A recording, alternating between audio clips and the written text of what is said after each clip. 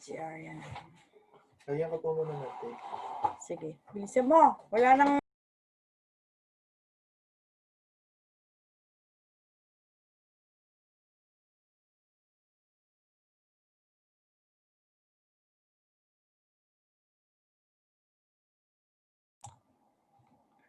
Hello? Arian? Ay, sino ba ito? Good morning po, ma'am. Hey, good morning. Okay ba yung sound ko? Yes po, ma'am. Okay po. Okay lang siya. Okay. Sino ba ito? Si Iris? Yes po, ma'am. O, siya. Sige. Mamaya pa naman, may 15 minutes pa. No? Apo. Mga 20 minutes po. At 20 minutes pa. Apo. O di sige, i-unmute ko muna ang aking. Ayan, dito na pala sila. Good morning po, sir. Good morning po, sir Jim.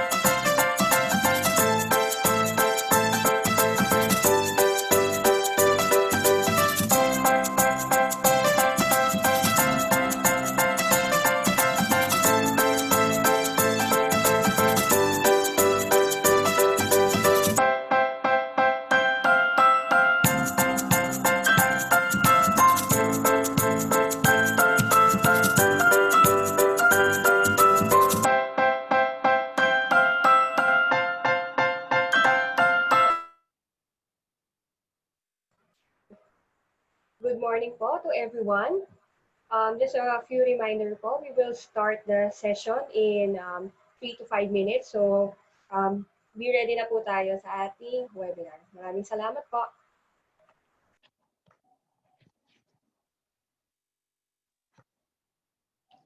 Yes, good morning, everyone. I will be presenting today one of the tenures being issued by DNR, Forest Management. And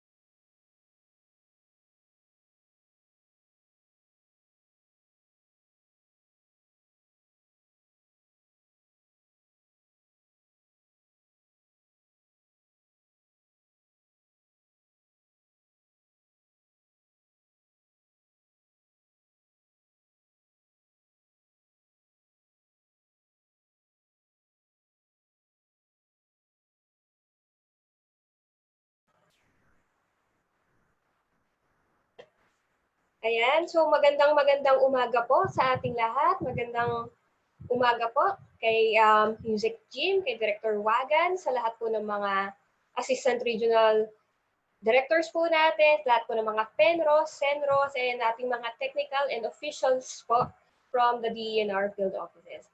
So welcome po sa ating pinaka-unang module ng Forestry Fridays. This day po, mag-discuss po tayo tungkol sa mga forestry tenure issuances.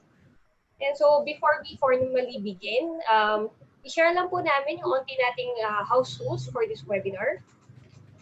So first of all po, everyone is expected to be on time. So thank you po sa lahat ng mga nag-sign in sa Zoom as early as 8:30 a.m. So for all the sessions po, the Zoom link will be up at 8:30 a.m. to allow time for participants to settle any technical difficulties that may arise. So participants are also automatically muted upon signing in at the Zoom session. So next po, we are encouraging everyone to please participate actively.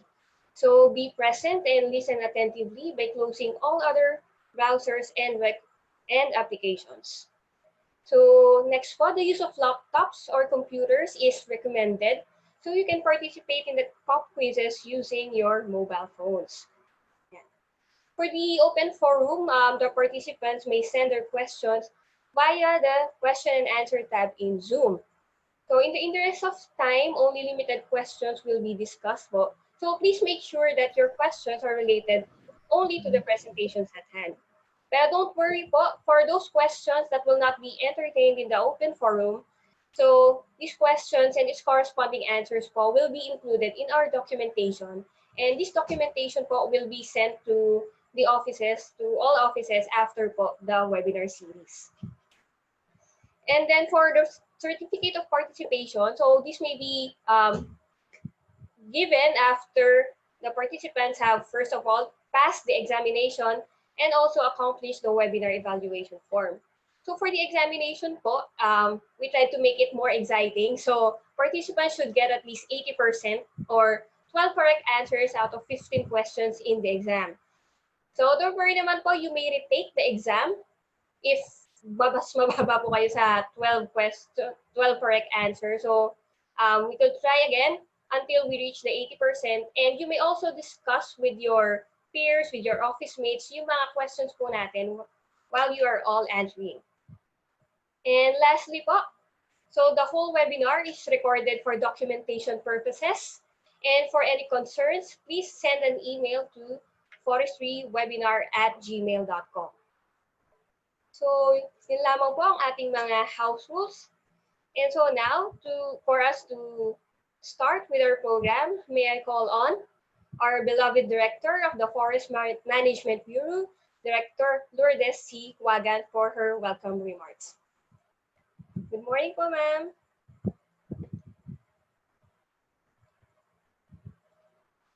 Ayaw niya mag-ano.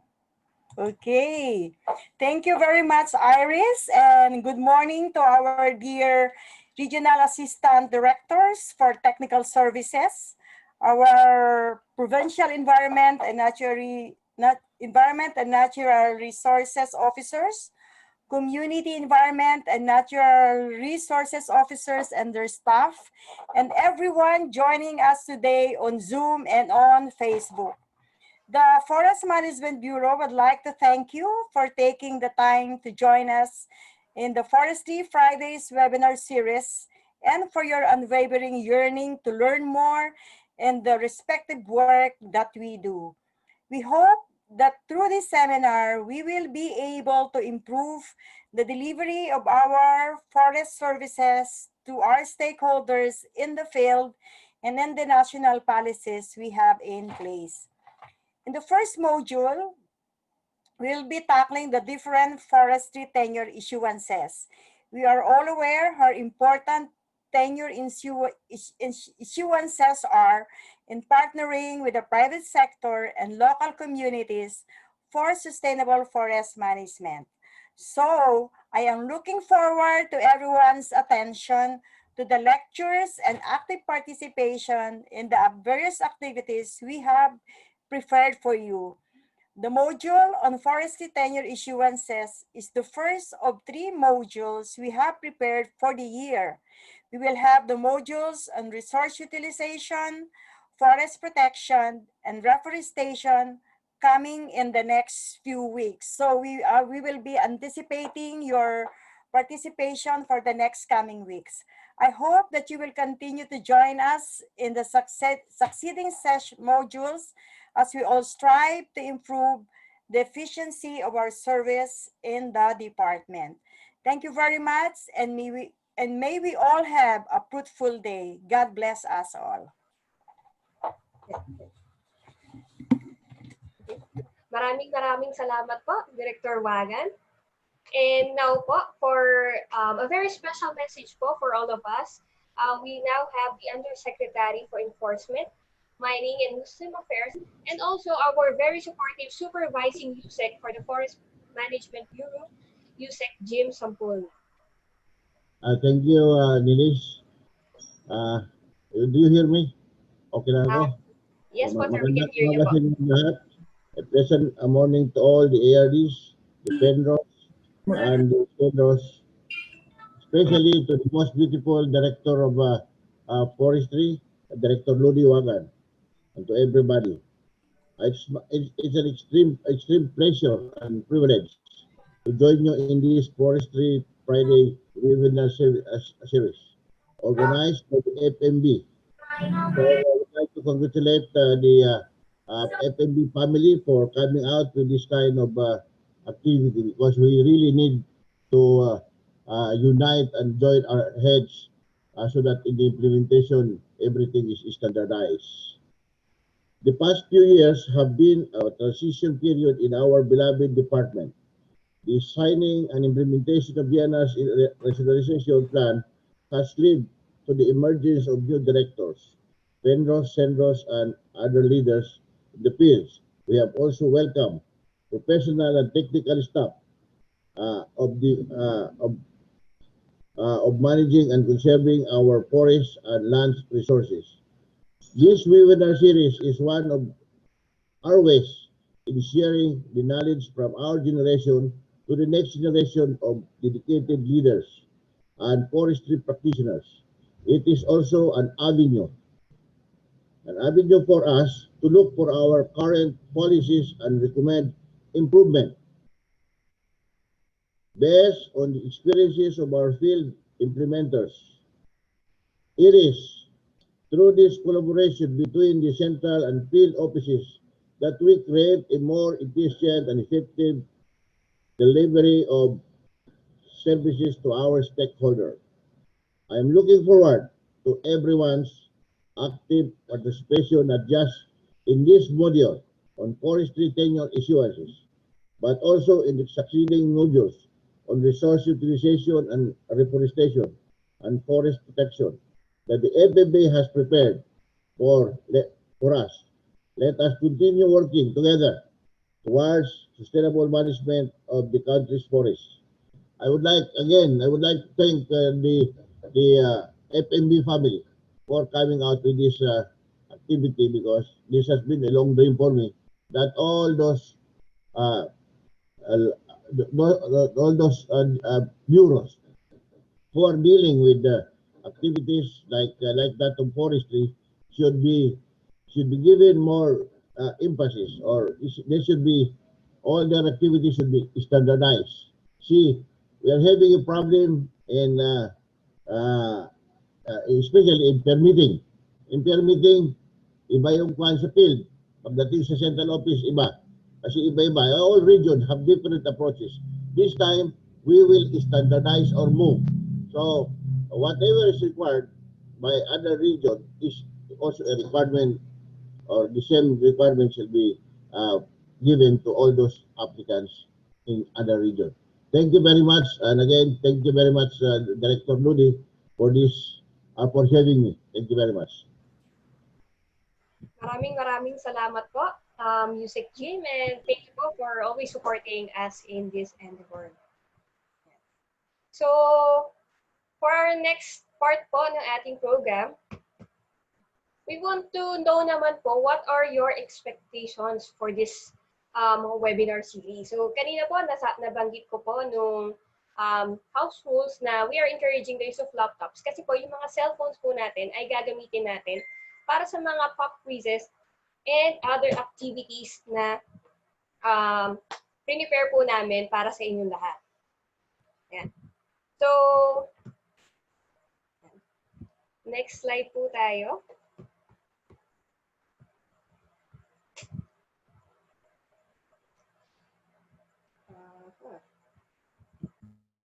Ayan. So, please get po your cell phones and punta po tayo sa Google Chrome or sa Safari.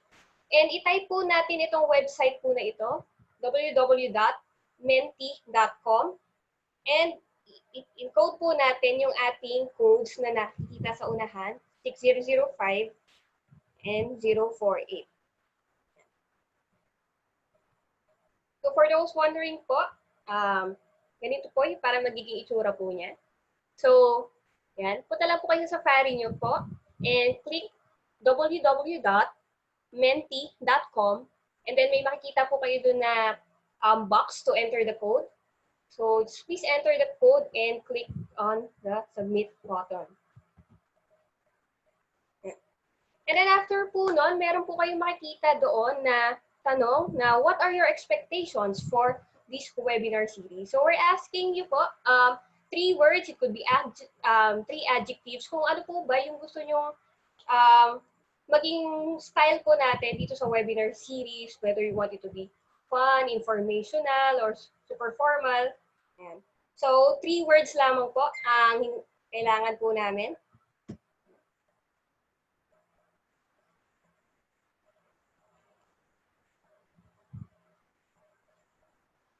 And I think we can show the participants po our initial results po sa ating Menti.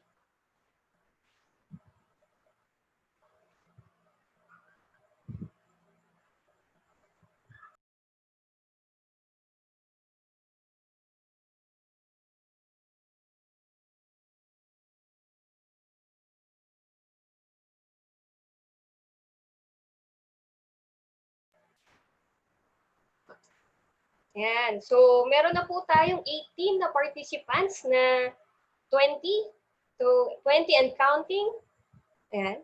So, just please go to www.menti.com and use the code 6005048.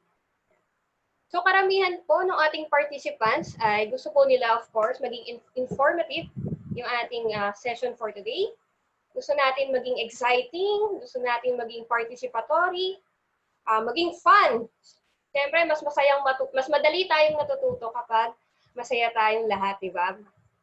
We are also, ang mga expectations din po natin ay we want this webinar to be lively, interesting, knowledgeable, exciting, productive. Yeah, so we have 73 participants. So meron tayong 300 participants right now na naka-sign in sa ating Zoom session. So, yan. Tuloy lang po natin yung ating mga pagsagot.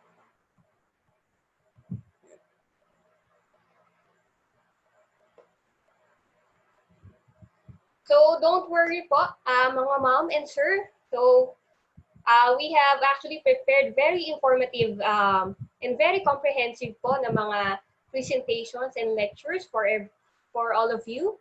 And we also tried to make it a bit participatory po and interactive for everyone na kahit na nasa new normal na tayo ngayon na hindi tayo makapagkita-kita ng face-to-face, hindi tayo masyadong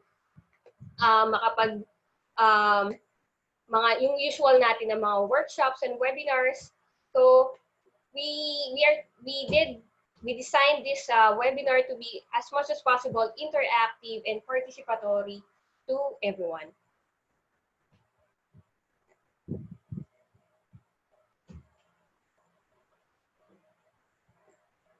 So may mga nagsulat din ng mga updated policies.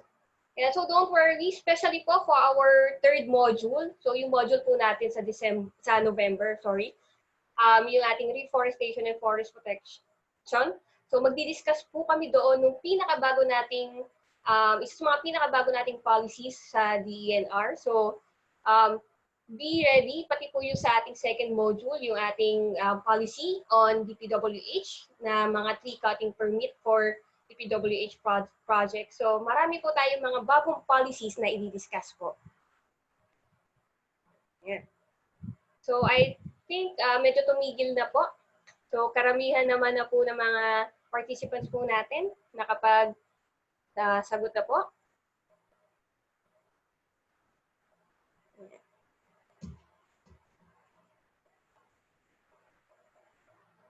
So sa mga sagot po ng to know more about the tenure issuances, don't worry, meron po tayong isa't kalahating araw ngayong Biyernes at sa susunod po na Biyernes para matutunan po natin lahat ng mga dapat po nating matutunan tungkol sa ating mga tenure issuances. So I think we can go back now po sa ating presentation. So we could start po with our first lecture.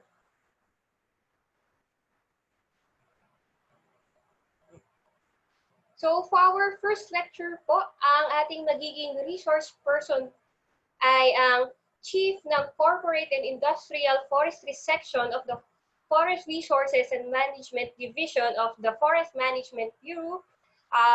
Ladies and gentlemen, I'd like to welcome Forester Nelly M. Butik. So take it away, ma'am. Okay, isang magandang umaga sa ating lahat, sa ating mga PENROs, CENROs, ARDs for Technical Services. Isang makakalikasang umaga sa ating lahat. So, gaya ng nakita natin sa ating mga expectations, nakita ko kanina ay informative, participatory, and updated policies. Nabanggit ni Irish kanina na sa last Friday ay magpe-present sila ng updated policy. However, ditong aking presentation, bibigyan ko na rin kayo ng initial information on our latest policies. So this morning, I will be sharing with you the existing policies or guidelines and other related issuances governing the management of our forest lands under the Integrated Forest Management Program, Socialized Industrial Forest Management Program, and for grazing purposes through the issuance of tenurial instruments, namely Integrated Forest Management Agreement, Socialized Industrial Forest Management Agreement or SIFMA, and Forest Land Grazing Management Agreement or FLGMA. So my first presentation actually is an integrated one, excuse me, on IFMA and SIFMA to be followed later on FLGMA. So I decided to present this way para malaman natin kung ano ba yung similarities and differences itong dalawang instruments na to. Para fully understand natin kung ano talaga yung pagkakaiba nito. Kasi marami sa atin ay nako-confuse pa rin. So, siguro sa nakita ko kanina, browse ko yung ating mga participants. Nakita ko yung iba doon, naka-attend na nung Forestry 101 na kinonduct din ng FMB in 2016 and 2017. However, ito ay magsilbing refresher or review na lang sa atin lahat. So ito yung outline na aking presentation. Of course, our legal basis. Ano yung IFMA? Ano yung SIFMA? Duration of the agreement, size of the area, areas available, qualified applicants, application requirements, development requirements, government share, transfer, grounds for cancellation, process flow, and related policies, including yung ating mga newly issued policies. Of course, yung ating legal basis, review na lang natin yung ating constitution. Section 2, Article 12 ng 1987 Constitution natin, sinasabi ay all lands of the public domain, waters, minerals, coal, petroleum and other mineral oils, all sources of potential energy, fisheries, forests or timber, wildlife, flora and fauna, and other natural resources are owned by the state. With the exception of agricultural lands, all other natural resources shall not be alienated. The exploration, development, and utilization of natural resources shall be under the full control and supervision of the state. Then to continue, the state may directly undertake such activities or it may enter into co-production, joint venture, or production sharing agreements with Filipino citizens or corporations or associations. At least 60% of whose capital is owned by such citizens. Then such agreements may be for a period not exceeding 25 years, renewable for not more than 25 years, and under such terms and conditions as may be provided by law. Please note, yung naka-highlight dyan na mga words, yung production sharing agreements, itong ating mga tenurial instruments na ini-issue sa ating mga partners, ay considered siya as production sharing agreement. And dun sa naka-highlight sa baba, under such terms and conditions as may be provided by law. Later, dun sa succeeding slides ko, I will be sharing with you the PICUP case on the 50-year limitation as provided under the 1987 Constitution. Kasi mayroon doong case no, na ini-invoke ng PICUP ang presidential warranty. So yung ating, of course, yung ating mga existing implementing DAOs. So for IFMA, ang ating existing policy po ngayon ay 99-53 dated December 23, 1999, known as the Regulations Governing the Integrated Forest Management Program. This has been amended actually by DAO number 2021 on June 17, 2003. Specific provision lang nito is yung actually Section 9 on the conversion of TLAs into IFMA. And recently, yun yung sinasabing, isi-share ko sa inyo na recent policies, kaka-approve lang nitong February 3, 2020. For sure, meron na siguro kayong kopya nito. DAO 2020-04. Specific Section 16 lang ng 1953 on the integration of small size IFMA areas. Then for SIFMA, eto please note, kasi marami pa rin kaming nare-receive na mga, lalo-lalo na yung mga submission ninyo on monitoring and assessment reports. Minsan, ang nakasite pa doon na policy on SIFMA is DAO 24 series of 1996. Ang ating existing policy na po ngayon is DAO 2004-30, dated August 25, 2004, known as the Revised Rules and Regulations Governing the Socialized Industrial Forest Management Program. Meron lang dito may konting pagkakaiba, specifically doon sa ating application fee. Dito sa SIFMA, dito sa 2004-30, later makikita natin 1 peso per hectare na, but not lower than 250. Pero dito sa 24-1996, ang minimum application fee kasi natin dito is 500 pesos. So yun, may mga nare-receive pa rin kaming applications na ito ang sinisingil. Anyway, yan ay mas favorable sa atin, sa government. Pero kung malaman ito ng ating mga stakeholders, magtataka sila. Bakit ganun ang siningil sa amin? Anyway, to continue, ito na. What is IFMA? What is SIFMA?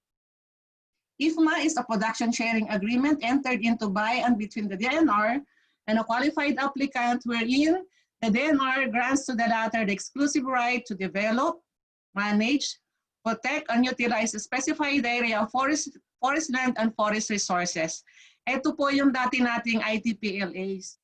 Pero under, I think, DAO 42, in-encourage or in-enjoin lahat ng ating mga ITPLA holders to convert into IFMA. Pero may mga ibang holders ng ITPLA na hindi sila nag-convert.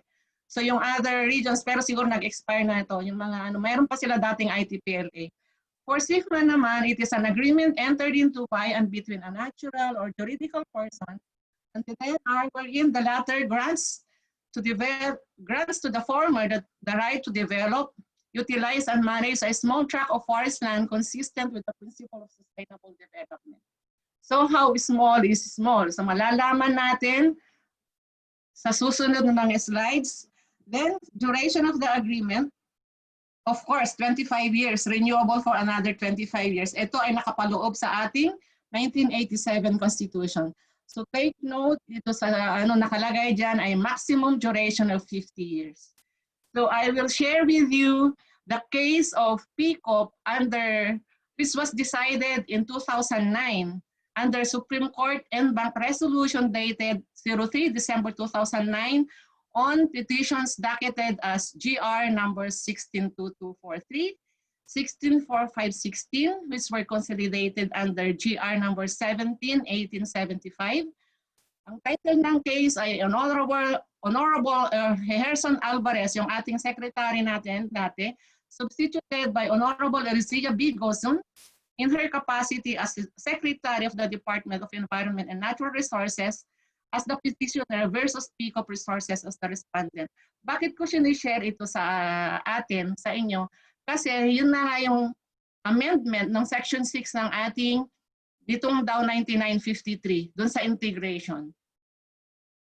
So ito, bibigyan ko kayo ng konting background of the case. Actually, kung ma-download natin itong case na to, nasa internet, nasa website actually natin.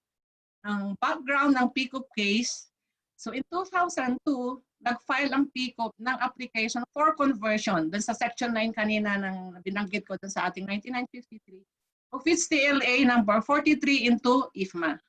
However, nung pinaprocess na yung kanilang application, kasi seemingly may violation to, hindi na sila nag-attend ng mga meetings with the DNR.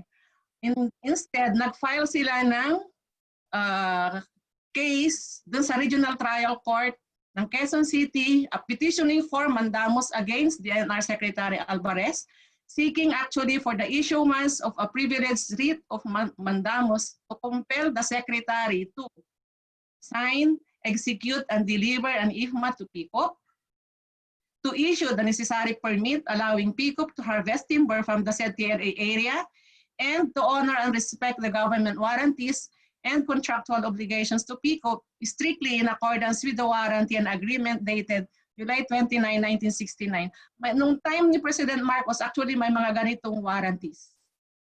Then, on October 11, 2002, the RTC rendered a decision granting PCOP's petition for mandamus. Thus, si then our Secretary Alvarez before was ordered to sign, execute, and deliver the IFMA contract and or documents to PCOP, issue the necessary permit allowing petitioner to act and harvest timber from the said TLA area, then to honor and respect the government warranties and contractual obligations to PCOP in accordance with the warranty and agreement dated July 29, 1999, and to pay petitioner the sum of 10 million, take note, 10 million a month, beginning May 2002 until the conversion of TLA number 43 to IFMA is formally effected and the harvesting from the said area is granted.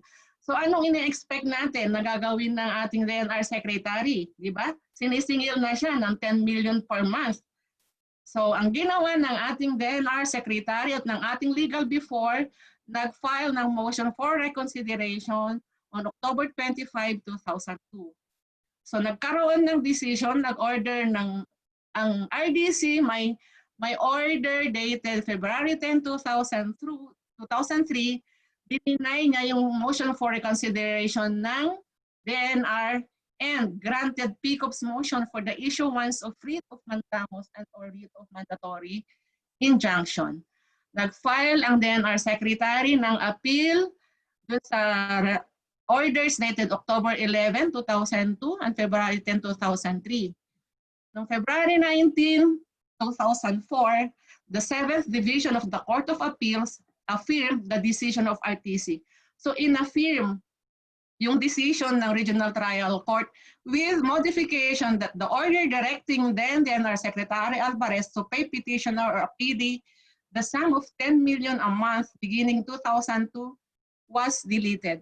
So doon sa decision ng Court of Appeals, natanggal na ngayon yung payment ng 10 million a month.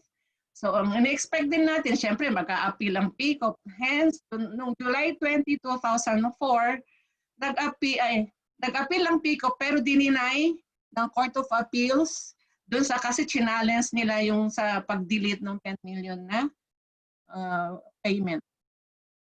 So the DNR Secretary and PCOP, both parties actually nag-file ng separate petitions for review of the 19 February 2004 decision ng Court of Appeals, which were docketed as GR number 162243 and number 164516 respectively, and consolidated with GR number 171875, na ifinail ng DNR for the lifting of the writ of preliminary injunction enjoining the execution pending appeal of the foregoing decision. So, November 29, 2006, actually nag-render na ang Supreme Court ng decision on the consolidated petitions. Nag-grant yung petition ng DNR, the decision of the Court of Appeals affirming the RTC decision granting the petition for mandamus filed by Peacock was reversed and set aside. Then the petition in GR number 4516 seeking the reversal of the decision nullifying the award of damages in favor of Peacock is denied for lack of merit. And the petition of the DNR assailing the lifting of the preliminary mandatory injunction ay dinismiss din ng SC on the ground of mootness. Then on January 18, 2006, nag-file ulit ang Peacock ng MR. So, on December 15, 2008, the Third Division of Supreme Court resolved to refer the consolidated cases at bar to the court en banc. So, nakarating yung kanilang, itong kaso na to sa en banc, Supreme Court en banc. Then, December 16, 2000, on the same date, December 16, 2008 pala, as the Supreme Court en banc resolved to accept. So, tinanggap na ng en banc, pero dapat magkakaroon ng oral arguments. So nagkaroon ng oral arguments noong February 10, 2009, which I will share with you dito sa slide na to, na ito yung oral arguments si Justice Carpio and the Council of, ito interesting kasi kaya sinishare ko sa inyo, Council of Peacock. So si Justice Carpio, ang tanong niya, what is the maximum term? You said 50 years. So my next question is, can Peacock apply for an extension for another 25 years after 2002, the 50th year? Ang sagot ng council ay yes, based on the contract of warranty. So ni-invoke talaga nila yung contract of warranty. Because the contract of warranty, then Justice Carpio, but in the Peacock license, it is very clear, it says here, provision 28, it says the license agreement is for a total of 50 years. I mean, it is very simple. The President or even Congress cannot pass a law extending the license, whatever kind of license, to utilize natural resources for more than 50 years. I mean, even the law cannot do that. It cannot prevail over the Constitution. Is that correct, Council? Then the Council replied, it is correct, Your Honor, except that in this case, what is actually our application is that the law provides for the conversion of existing TLA into IFMA. So ini-invoke na niya yung section 9 ng ating 99-53. Then Justice Carpio replied, but IFMA is the same. It is based on section 2, article 12 of the Constitution, develop and utilize natural resources, because as you said, when the new Constitution took effect, we did away with the old licensing regime. We have now co-production, a production sharing, joint venture, direct undertaking, but still the same developing and utilizing the natural resources still comes from section 2, article 12 of the Constitution. It is still a license, but different format now. So attorney again also replied, it is correct, Your Honor, except that the regimes of joint venture, co-production, and production sharing are what is referred to in the Constitution. Your Honor, and still covered, yes, sabi ni Justice Carpio, but it is covered by same 25 years. You mean to say people now can circumvent the 50-year maximum term by calling their TLA as IFMA, and after 50 years, calling it ISMA, after another 50 years, call it MAMA. So yan yung excerpts from the Supreme Court en banc resolution. Bakit ko, as mentioned earlier, ba't ko minention itong provision ng, or relevant provision ng stipulation actually ng ating jurisprudence? Kasi dapat tingnan na natin, kasi ang naging premise nito, yung occupation, same entity and occupation of that entity over the same area. Kasi ang Peacock before, nag-start siya actually as ordinary timber license. Naging timber license agreement. may ITPLA pa sila, naging IFMA. So yun ang tiningnan ngayon ng Supreme Court. So yung dito sa ating issuance ng mga tenure instruments natin, may mga cases tayo ngayon na ganon. For IFMA, dating ITPLA. So ayan, dating TLA, ITPLA, tapos naging IFMA. So hindi lang nag-iisa ang PCOP dun sa kanyang kaso. Mayroon na tayong identified na ilang IFMA holders na dating TLA na more than 50 years na yung kanilang occupation over the area. Okay, so let me proceed. So size of the area. For IFMA, the minimum area is 500 hectares and the maximum size depends upon the capability of the applicant to develop and manage to productive condition but not to exceed 40,000 hectares. So bakit ganyan kalaki na 40,000? Kasi nga inallow natin yung conversion ng ating mga TLAs before. So malalaki ang areas actually ang coverage ng ating mga TLAs. Then for SIFMA, for individual and single family, 1 to 20 hectares. For association, partnership, or cooperative, over 20 to 500 hectares. Please take note dun sa naka-highlight kasi medyo nag-overlap itong ating size of the area for both instruments. Ano? However, may initiative, may efforts ng FMB to amend yung ating regulation for SIFMA. Siguro nagtataka kayo dun sa inyong mga within AORs, may mga IFMAs tayo na below. Sinasabi kasi natin dito, minimum 500 hectares.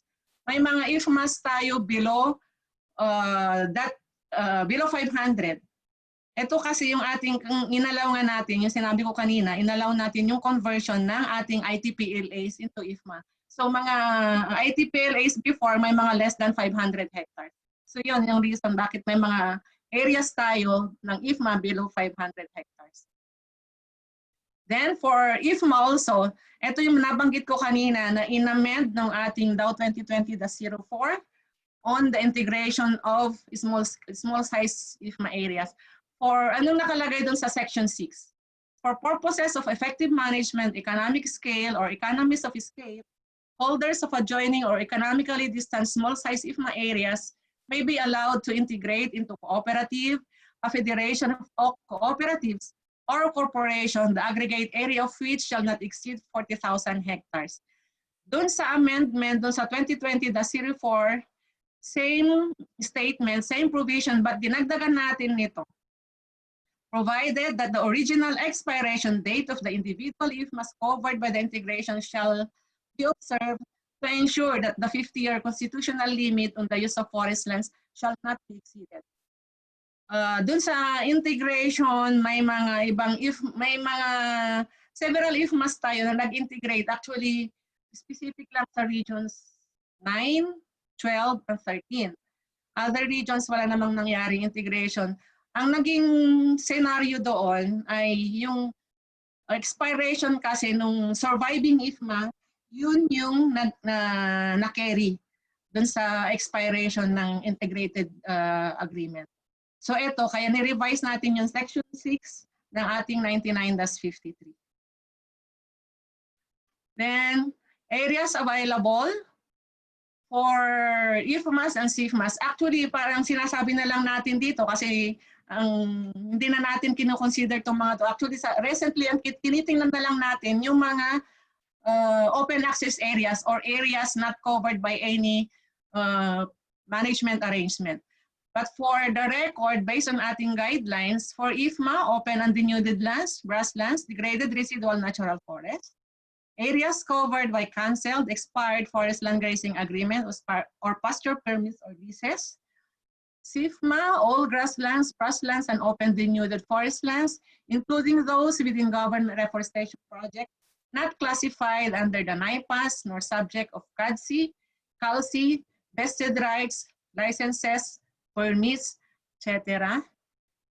And for IFMA, government reforestation projects or portions thereof found to be more suitable as integrated forest plantation, production residual natural forests that may be best included in any of the aforementioned areas and be a part of the managed under the IFMA, and areas under cancelled and expired TLAs, provided areas under existing TLAs may be allowed for conversion to IFMA. Nakikita natin dito yung mga terminologies natin. Doon sa previous slide, mayroon nabanggit na degraded residual forest. Under this slide naman, production residual natural forest. Baka ma-confuse tayo dito doon sa ating terminologies on protection forest and production forest. Under this, itong degraded natural and production residual natural forest, actually, ito ay based doon sa ating basal area. Ang degraded residual natural forest ay may basal area less than 5 square meters per hectare. And for production residual natural forest, ito naman yung above 5 square meters per hectare.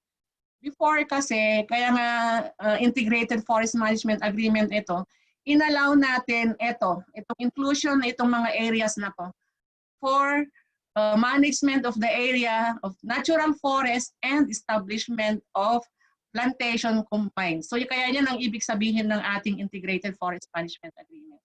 So inallow din ang conversion dito sa ating 1953 noon ng degraded residual forest natin.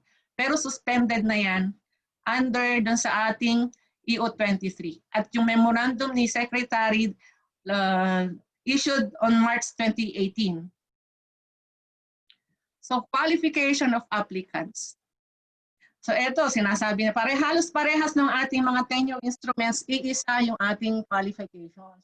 So of course, Filipino citizen of legal age, for IFMA, ito yung based sa regulation natin. Partnership, cooperative, or corporation, whether public or private, duly registered under Philippine laws.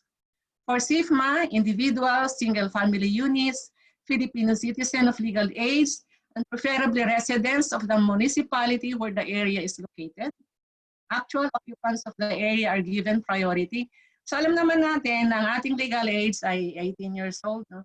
Pero magtataka kayo, siguro mapansin nyo dito sa SIFMA, may nakita ba tayong corporation dyan? Di ba? Wala. So technically and legally, hindi allowed dapat ang corporation under SIFMA, kaya nga socialize niya. However, dun sa ating existing database, kasi usually ang ating SIFMAs before ay issued by the regional offices, may mga na-issuehan tayo na SIFMA ng agreement na mga corporations. So with that, kasi may mga precedent cases na tayo, kasama yan sa ating initiative, dun sa effort, dun sa amendment ng ating regulation to include corporation as applicant under SIFMA. Then qualified applicants again, for IFMA, TLA holders who have signified their intention to convert their TLA prior to the expiry of the agreement, provided that they showed satisfactory performance and have complied with the terms and conditions of the TLA and pertinent rules and regulations. So itong condition na to, yung sinasabi, provided that they have complied, the holder have shown satisfactory performance. Ito yung isang hindi na-comply ng PCOP before kasi meron silang unpaid forestry fees. So yung naging reason kaya hindi pinirmahan ng ating then secretary yung kanilang conversion into IFMA. Then for SIFMA, cooperatives, associations, and partnership, whose members are Filipino citizens residing in the province where the SIFMA site is located, duly registered with the CDA, DTI, or SEC as the case may be. Itong for SIFMA, ito lang yung ating tenure instruments na merong ganitong provision sa ating existing policy. Nakalagay dyan, individuals, partnerships, cooperatives, and associations who have been previously issued TFLAs or tree farm lease agreements, IFMAs, or other permits, licenses that were canceled due to their inability to comply with the provisions of the contract, including the failure to develop their areas into the prescribed land use provided for under the agreement, permit, or license awarded to them. Holder of any subsisting forestry permit, license, lease, contract, or management agreement. So itong second bullet, kung napapansin natin ito, pag ikaw ay holder na ng isang tree farm, or IFMA, or AFLA, or another TFLA, or SIFMA, hindi ka na po pwedeng magkaroon ng additional SIFMA. However, napapansin din namin sa ating mga existing databases, may mga na-issuean din tayo, dala-dalawa ang SIFMA, dala-dalawa ang kanilang agreements. May mga holders tayong ganon. When in fact, under this provision, hindi na dapat sila ma-issuehan muli. Then for application requirements, of course, duly accomplished application form for both instruments for SIFMA and SIFMA, common ito. Duly accomplished application form and sketch map of the area. So ito, mapapansin na natin dito sa application fee. Pagkaiba na, ito na yung isang mong pagkakaiba ng ating dalawang tenure instruments na to. For IFMA, base dun sa 2004-16, ang nakalagay dyan ay 60 centavos per hectare. So napakaliit ng ating application fee, whereas dun sa SIFMA ay 1 peso per hectare or fraction thereof, which in any case shall not be lower than 250 pesos. Then, proof of financial and technical capabilities to undertake initial activities in forest plantation establishment and development in the form of credit lines from financial institutions. However, under the SIFMA regulations, walang ganyang nakalagay na ating requirement. Doon sa application requirement for SIFMA, required ang submission ng indicative development plan to be jointly prepared by the applicant and the DNR staff. Then for IFMA, for both instruments, in the case of corporation, cooperative, association, certificate of SEC or CDA registration, incorporate articles of incorporation and bylaws. So requirement yan.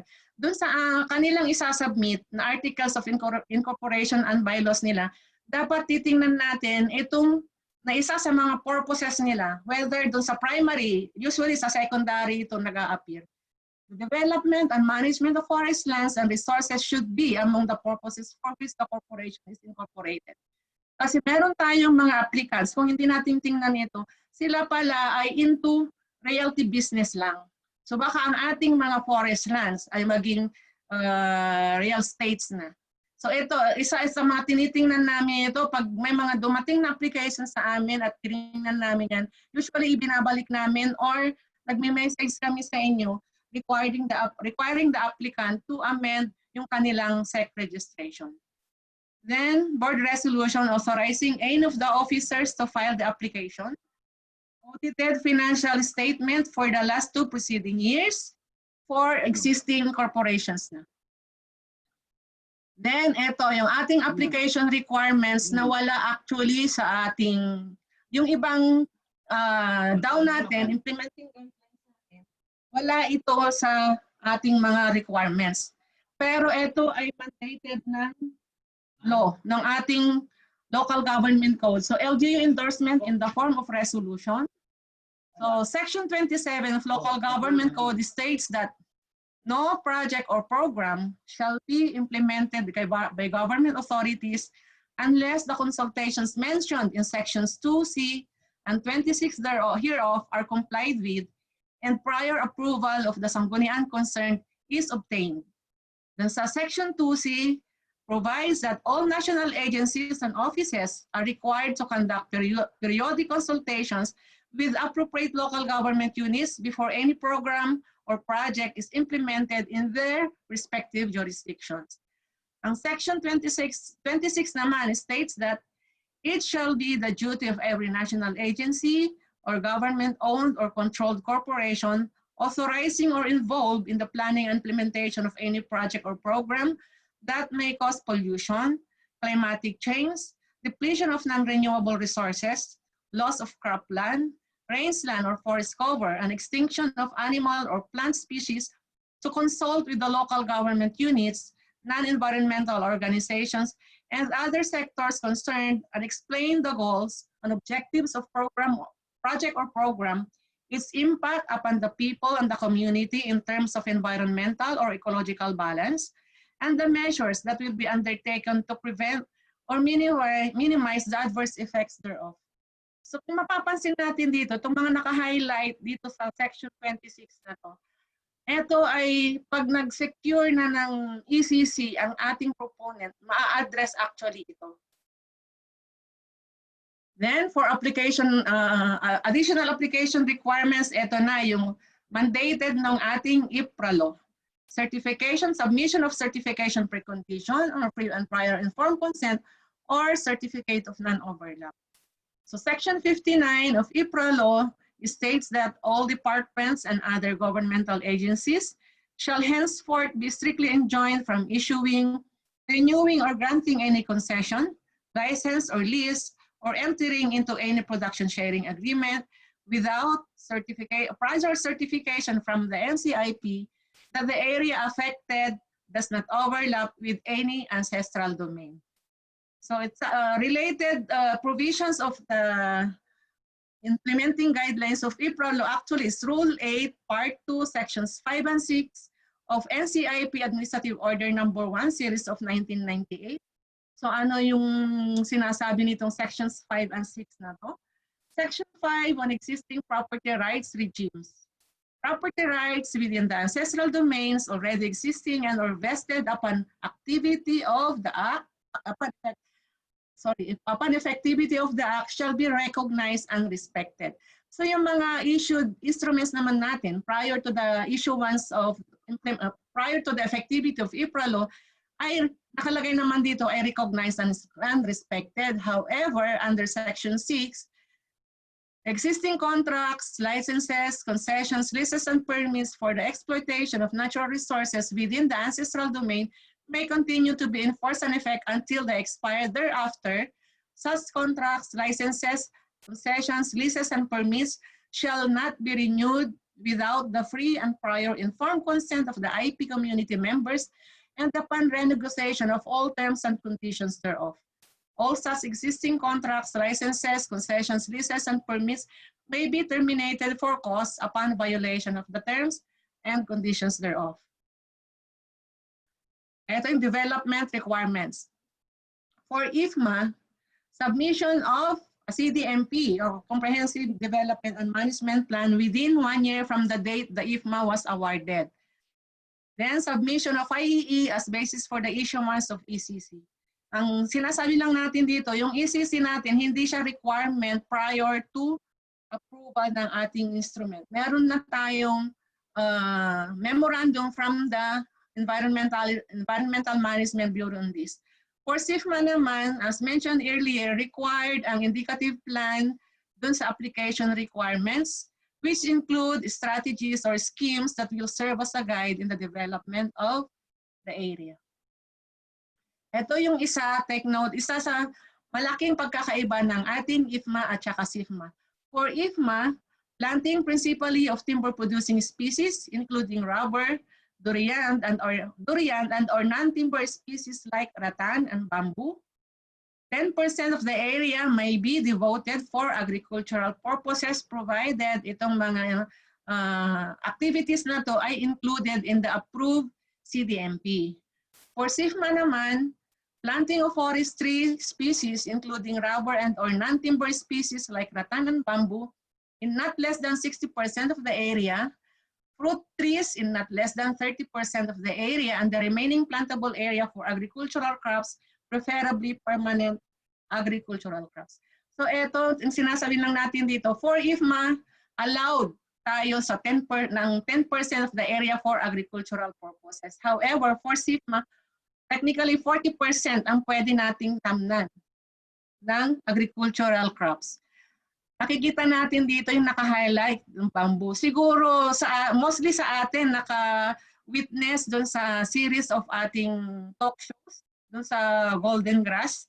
Yung last episode actually was conducted lang nung Wednesday. So ang isa sa mga, kung na-witness natin yun, isa sa mga challenges doon sa na-identify doon ay yung kakulangan ng supply natin ng bamboo. However, ito, under this ating programs na to, allowed ang bamboo na itanim sa ating mga IFMA and SIFMA areas. In fact, sa Region 1, we have one IFMA holder covering 10,000 plus hectares.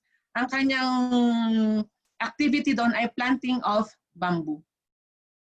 So ulit ko, kasi nga ito yung ating marching instruction na ng ating secretary na to plant bamboos. So pwede nating i-advise yung ating mga holders na magtanim ng bamboo within their respective tenured areas. So for IFMA, the total plantable area shall be planted based on the rotation period of the plantation species but not exceeding 12 years. For SIFMA, 50% of the area within 1 year from the grant of the agreement, 75% of the total is SIFMA area on the second year, and dapat fully planted na siya with stacking of 500 saplings or trees per hectare within 3 years. Pero sa totoo lang naman, wala tayong tayong IFMA or SIFMA holders na nakakomply dito sa provision na to. Hindi naman tayo actually ganun ka-strict in terms of this provision, kaya lang dapat mabigyan sila ng show cause or ma-remind sila. For ito, yung isang malaking pagkakaiba na naman ng ating dalawang tenure instruments. For IFMA, the government share shall be negotiated between the holder and the DNR immediately following the approval of the CDMP. However, for IFMAs issued prior to 1953, ay meron tayong rate per hectare which is halos parehas dito sa ating SIFMA, but for IFMA, free for the first 5 years, and for 6th to 10th year ay 60 centavos per hectare, and 11th year onwards naging 120 per hectare na. So napakaliit. Samantala doon sa SIFMA, in terms of government share, it is in the form of products and benefits derived from the execution of the SIFMA. But my provision doon that on rental fees, which is free also for the 1st to 5th year, 6th to 10th year ay 300 pesos per hectare, and 11th year onwards is 500 per hectare. Actually, this is the primary reason kung bakit marami sa ating mga SIFMAs ngayon ay recommended for cancellations. We've been receiving compliance monitoring reports on SIFMAs, and specifically for Region 3. Ang dami na nilang ni-recommend for cancellation, and the primary reason is non-payment of rental fees. Etong rates ng fees natin na to. And on the provision of on transfer, may naka-highlight akong mga phrases dito, kaya ako in-emphasize yan. So, for IFMA, an IFMA holder may transfer, exchange, sell or convey the IFMA or any rights therein or any assets used in connection therewith if authorized by the Secretary. For SIFMA, the SIFMA may be transferred, conveyed, sold in whole or in part to any person, cooperative or association qualified to participate under the program, subject to the approval of the PENRO in the case of individual or family, or the RED for cooperative or association. So yung highlighted portion nito, yung sell and sold. Marami sa ating SIFMAs, usually SIFMAs, ay ibinebenta yung kanilang rights over the area in view of this provision. Kaya ang sinasabi lang naman natin dito ay ang pwede nilang ibenta ay yung kanilang improvements over the area but not the land, kasi hindi naman nila pag-aari yung ating mga IFMA or SIFMA areas. Then ito, grounds for cancellation. Ito yung mga common provisions for both sa ating instruments.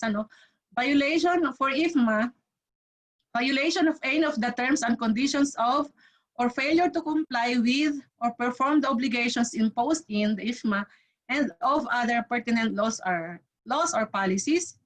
Abandonment of the IFMA area as evidenced by or absence of the IFMA holder, whether actual or constructive for any given period of 1 year. And for SIFMA, violation by the holder of any of the terms and conditions of the SIFMA or any of the pertinent provisions of forestry laws, rules, and regulations.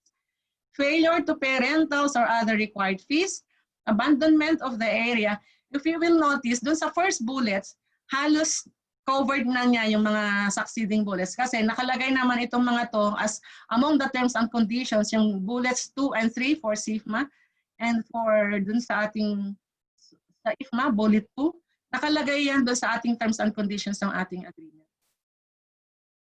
Then if the IFMA was obtained through fraud, misrepresentation, or omission of material facts existing at that time of the filing of the application, and failure to submit a CDMP or ICC and IEE as basis in the issuance of ECC within 1 year from the date the IFMA is entered into. For SIFMA, the SIFMA was obtained through fraud, misrepresentation, or by false or misleading statements, voluntary surrender of the SIFMA, and when public interest so requires. So hindi ibig sabihin na pag yung ating instrument ay na-cancel, ay hanggang dun na lang, nakatenga na. Meron pa silang pagkakataon na mag-file ng motion for consideration or appeal. So under yung ating existing guidelines for IFMA, Section 25, may nakalagay doon na any decision by the Secretary to cancel an IFMA shall become final and executory after 30 days from receipt by the holder, unless a motion for reconsideration or an appeal is filed prior to the expiry of said 30-day period with the Office of the Secretary. And for SIFMA, although hindi siya explicit na nakalagay sa ating existing guidelines, meron tayong provision under the Administrative Code of 1987, Book 7, Chapter 4 of EO 292. Nakalagay doon, the decision of the agency shall become final and executory 15 days after the receipt of a copy thereof by the party, unless an appeal is filed within that period to the department head upon payment of the required fees. So doon sa ating 2004-16, meron tayong appeal fee doon na 3,600 per case. So yun ang babayaran nila pag nag-appeal sila. So ito na yung ating process flow.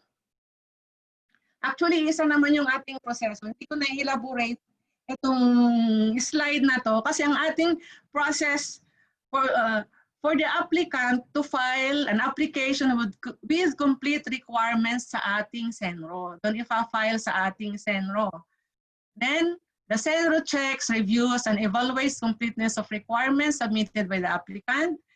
If found complete, conducts field inspection, assessment of the area being applied for with representatives from PENRO, regional office, EMB, and FMB as the case may be. Endorses and forwards all application documents to regional office through the PENRO for en-bank evaluation. Ito actually ay for SIFMA regulation, itong en-bank evaluation. Under IFMA, wala naman tayong ganyang provision. Then for the PENROs, of course, to further evaluate the completeness of the requirements. If found complete, endorses to regional office with recommendation for approval. Otherwise, returns the application to CENRO with comments. Then tapos pag forward naman sa red, pagdating sa red, en-bank evaluation as specified dun sa ating SIFMA guidelines by a group composed of representatives from CENRO, PENRO Regional Office, and FMB. If necessary, endorse the application to NCIP for issuance of certification precondition or CNO. If all our requirements are complied with and if found in order, prepares the agreement and endorses to CO for approval. Otherwise, returns to PENRO with comments. Gusto ko lang i-elaborate itong naka-highlight ng en-bank evaluation. Siguro other regional offices, most of you or some of you are still practicing en-bank evaluation for tenurial instruments application. But familiar na siguro tayo sa ating functions under 2019-01, daw 2019-01. Later, dun sa succeeding slide ko, ipapakita ko na kung saan ang LPDD ay mandated to evaluate yung ating mga applications for tenurial instruments. So kung tutuusin, amended na itong ating guidelines on this provision. So dapat hindi na tayo nakakandak ng en-bank evaluation kasi isa pa ito sa layer ng ating delay ng ating mga applications. In fact, yung ating management ngayon ay may instruction na to facilitate yung ating review, evaluation, and issuance of ating mga tenures. Kaya lang, syempre, ang constraint natin, alam naman natin ang constraint natin, yung sa ating NCIP clearance. Then if all requirements are complied with, including the NCIP clearance, the red shall forward to FMB the application, and sa FMB, further evaluation shall be undertaken, and if found complete, prepares final map for approval of the director and prepares a CSW for the USEC and for approval by the USEC. Otherwise, ibabalik din ulit namin ito sa inyo. So napapansin natin marami tayong ibinabalik na mga applications due to lack of requirements, specifically yung ating Certificate of Non-Overlap or CP from the NCIP. Presently, may mga natatanggap na kaming applications na despite yung ating mga instructions, without the NCIP application. So naintindihan naman natin kasi ilang taon na ang nabibilang kung kailan natin isinubmit. Minsan may 2016 or earlier pa. Hanggang ngayon wala pang clearance from the NCIP. So after the approval of the map and kumpleto na yung ating requirements, so ang FMP forward na natin for approval by the USEC for field operations. Now, USEC for field operations and environment. So USEC kuna na yung ating signatory dun sa ating tenure, 25-year agreements na ngayon. After ma-approve, ibinabalik sa FMB ng field ops for release, for numbering and release. Okay. So ito na yung ating related policies. Ito yung binabanggit ko kanina na bagong-bago na isa sa mga bagong policies natin na for sure kabisado nyo na ito kasi andito nakapaloob ang inyong mga functions. So naka-highlight dito yung actually sinite ko lang dito yung sa LPDD, yung nabanggit ko kanina na amending yung ating en-bank evaluation.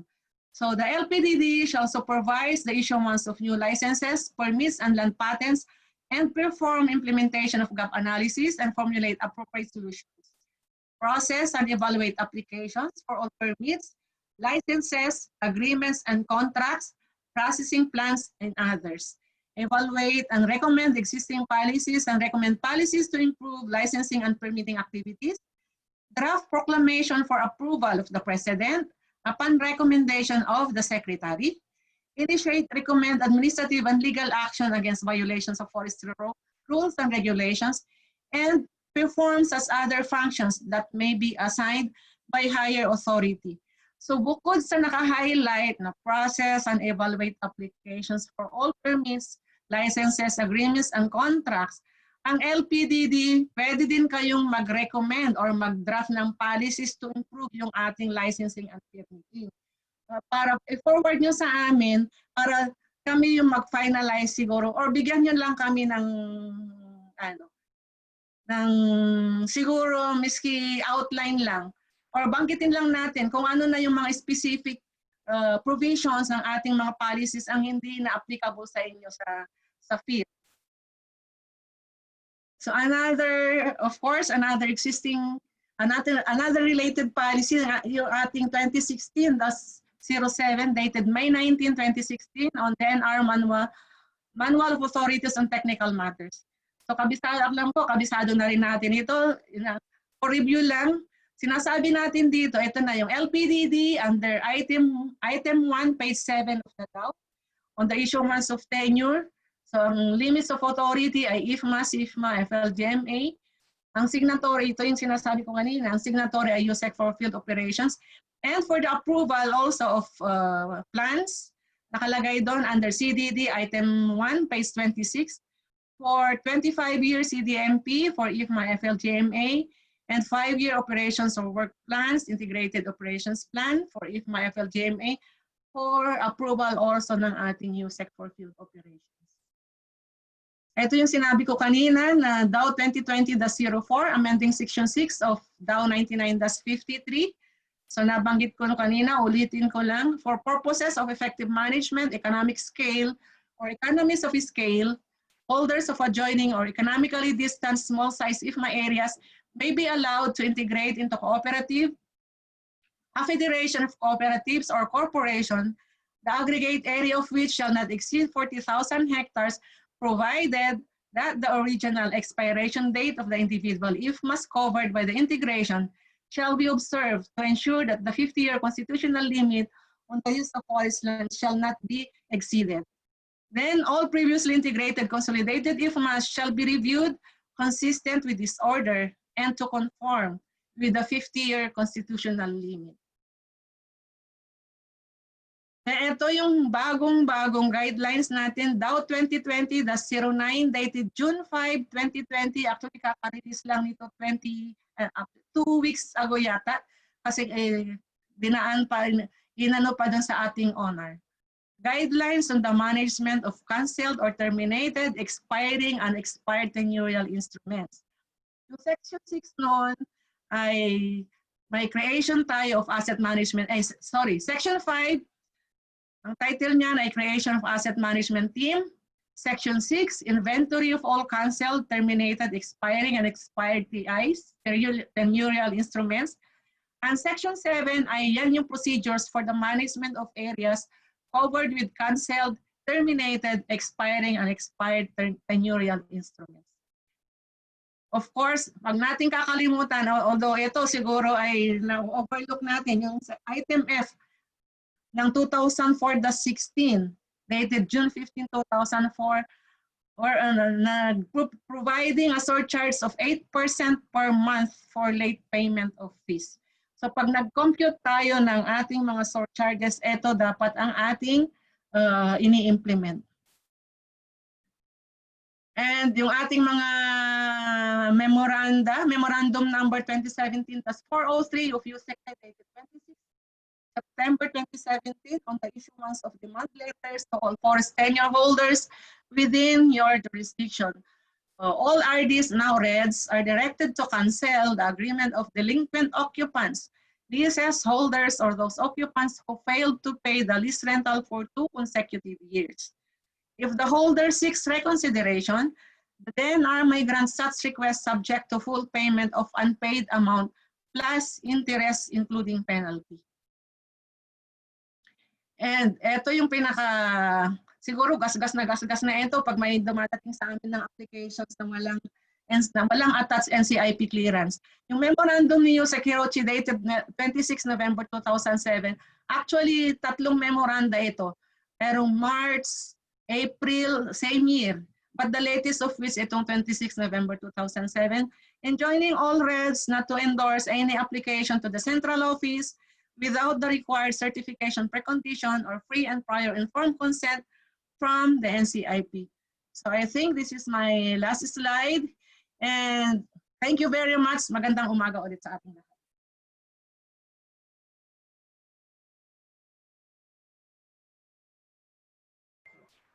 Maraming salamat po, Ma'am Nelly. So actually, first part pa lang po yan ng presentation ni Ma'am Nelly, IFMA and CIFMA. So before po we go to the next part of her presentation, meron na po tayong onting pop quiz.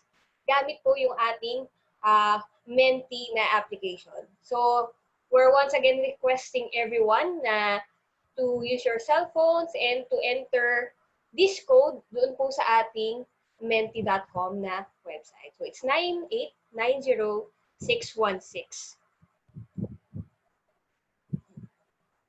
So once again po, using your cell phones or pwede po yung laptops, just go to www.menti.com and please enter the code 9890616. So meron po diyang lalabas na question. And yun po yung ating sasagutin for this morning. So can we please flash po yung ating Menti?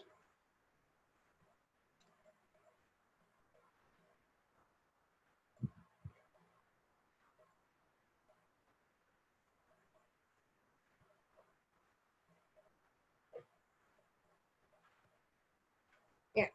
So in preparation po sa ating next topic on FLGMA, so our question for this morning is, the following are grounds for the cancellation of FLGMA except. So ang first na option natin is violation of any provision in the agreement.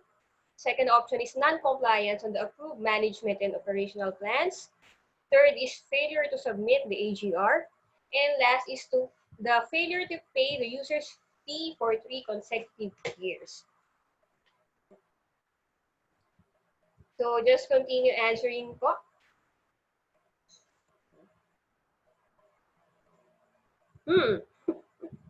Ang daming nagsasagot ng violation of any provision in the agreement.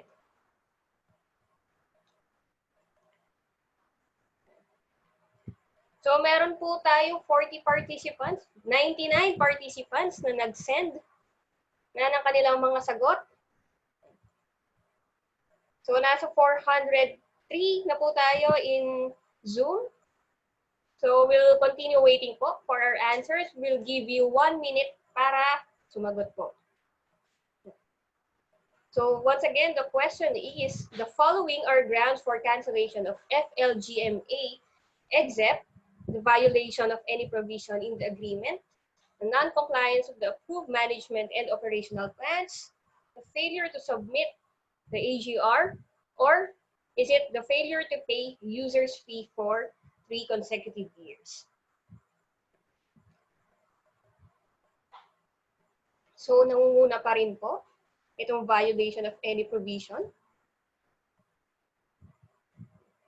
So we have 163, 164 participants and counting. So para po doon sa remaining around 250 participants. Yan, habol pa po tayo ng pagsagot.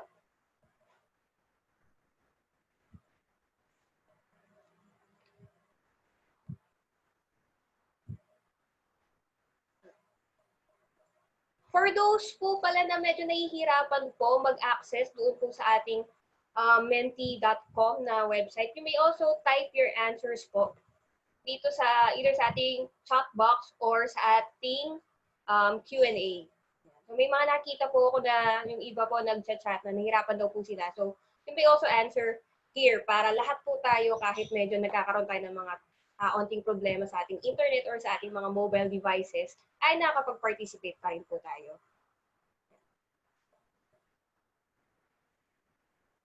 So while I'm waiting po for the other 200 participants na nagsasagot pa rin po, just a few reminders po for everyone na marami pong nagtatanong sa ating chat. So hindi na po tayo nagre-require ng attendance kasi pre-registered naman po tayong lahat. So, dahil nasa database na po namin iyon sa Zoom. So, doon sama po sa mga nagtatanong kung magbibigay po ng copies of the presentations, ng mga handouts po natin, don't worry po, magbibigay po kami ng kopya ng mga presentations po sa inyo. So, magbigay lang po kayo sa amin ng onting time. So, ang module 1 po natin ay today, October 2, and ang second session ay October 9. So, sa next Friday. So after po nung session natin ng October 9, so in a week po, isi-send po namin sa inyo yung ating mga presentation handouts. So we will send that po dun po sa mga emails na binigay niyo po sa amin. Yeah, so we have already 229, 230 participants na nagsasagot. At talagang nangunguna pa rin po yung ating violations of any agreement. Tatanungin ko po si Ma'am Nelly.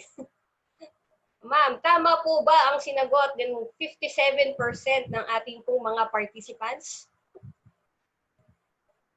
Please. Yes, ma'am. Mukhang pretest sa atin to Mukhang pretest ito kasi i-present ko pa lang yung ating yung ating FLGMA. Though mukhang alam naman ng ating mga participants yung ating policy. So tama yung ating violation of non-provision in the agreement. So actually ito yung pinaka-generic na natin na ground for cancellation. Not only for FLGMA but for any other tenure instruments. Apo. Ayan. Actually po ma'am, ang question po natin ay the following are grounds for the cancellation of FLGMA except itong apat po na ating itong apat po natin na choices. So alin po dito ang hindi ground for cancellation ng ating IFMA? So tama po ba ang 57%? Wait lang. Ayun po. Yan. The failure to submit, failure to Grounds for cancellation of FLGMA. Ito yung sinasabi ko nga, FLGMA, hindi naman ito yung aking presentation, IFMA. Kaya pre-test ito sa kanila. Yes po, ma'am. Parang teaser po natin ito sa Oo. ating next na presentation. Are grounds for cancellation except failure, violations, and compliance with approved mass operational plans, failure to pay users fee for 3 consecutive years. Ano ba to? Teaser nga. Ma'am, kaya dapat po pakinggan niyo po yung next na presentation ni ma'am para malaman po natin kung yung 56% ng nagsagot ng ating first option ang tama. Yan. Okay. Tama, Iris. So itong Diba? ating Para pre-test. malaman po natin. Yan. So we have already have 250 plus na participants na nakapagsagot na po. I think we can start na po, ma'am, with the next part po of your presentation para malaman na nga ba natin. Okay, Iris, thank you. Salamat po, ma'am. Okay.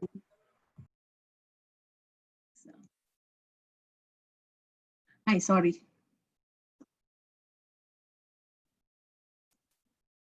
Sorry.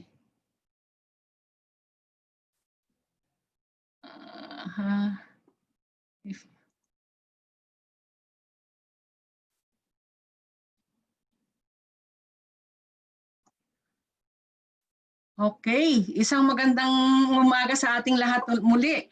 Kanina may nakikita na ako nagre-raise ng hand pero Iris, di ba, later natin i-accommodate yung kanilang mga concerns, no? Yes po, So, for those po na nagre-raise ng hands, naka-disable po kasi yung, naka-mute po siya for participants yung ating pong Zoom webinar. So, kindly type na lang po your questions or yung concerns sa ating pong Q&A na box. Ayun po. Anyway, wag kayong mag-alala. Meron tayong open forum later. So, I will proceed now to my next presentation on FLGMA. Kanina doon sa first presentation ko pala on IFMA, not all regions ay merong ganong tenure instruments. May mga existing tenure instruments on IFMA. So, for both IFMA and SIFMA Region 5, wala sila ni isang SIFMA or IFMA.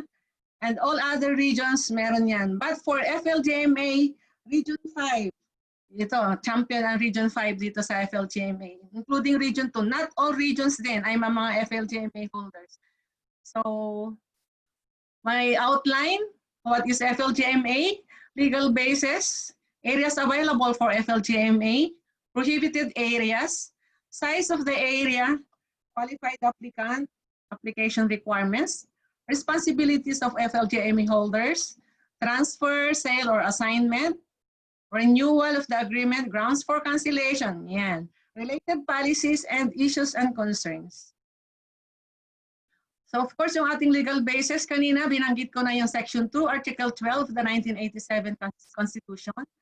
And yung ang ating existing guidelines ngayon ay DAO 9936 dated August 10, 1999 on the revised rules and regulations governing the administration, management, development, and disposition of forest lands used for grazing purposes as amended by DAO 2004-35 dated August 31, 2004. So amending certain sections of DAO 99-36. So what is FLGMA? Of course, another production sharing agreement ito issued by the DNR between a qualified person, association, and or corporation and the government to develop, manage, and utilize grazing lands. So ang grazing lands natin, this refers to that portion of forest land set aside in view of its topographic and vegetative suitability for the raising of livestock. However, kung mapapansin natin, sa ating land classification, wala tayong ganitong classification na grazing land. So unless covered siya ng proclamation like yung ating Busuanga Pasture Reserve and their proclamation number 1387 issued by then President Marcos in 1975 covering more or less 40,000 hectares. So yun, doon sa mga regional offices ba, doon sa mga areas of jurisdiction, meron pa tayong mga ibang covered ng proclamation? Mukhang wala. Ito lang yung aking alam na covered ng proclamation. Ano? So duration of the agreement, as mentioned earlier, 25 years, renewable for another 25 years. Halos lahat ng ating tenure instruments ay 25 years, renewable for another 25 years ang duration. Areas available for FLGMA. Forest lands with a contiguous area of not less than 250 hectares. At least 75% of the area must have a slope of not more than 50%. Dominant vegetation is grass. Forest production capability of at least 500 kilograms per hectare, air dry and free from established private lands or claims. Itong ay bullet 2, at least 75% of the area must have a slope of not more than 50%. Doon pa lang sa ating level, pakitingnan na natin ito, i-overlay na natin sa ating slope map kasi may mga nakakarating sa atin ay balik sa amin kung minsan baliktad. Mas malaki yung above 50% nung applied area, kaya ibinabalik namin ito sa inyo. Kung yung mga regional offices na naka-receive ng mga ganong cases, ibinabalik namin ito sa inyo. And then prohibited areas, areas covered by existing agreement, contract list or permit. Kasi nga sinasabi natin, no two instruments over the same area. Protected areas, forest lands under the control of other government agencies, ancestral lands and domains and other areas occupied by ICC's IPs that are known to be ancestral but are not yet covered by CADSIS or CALSIS.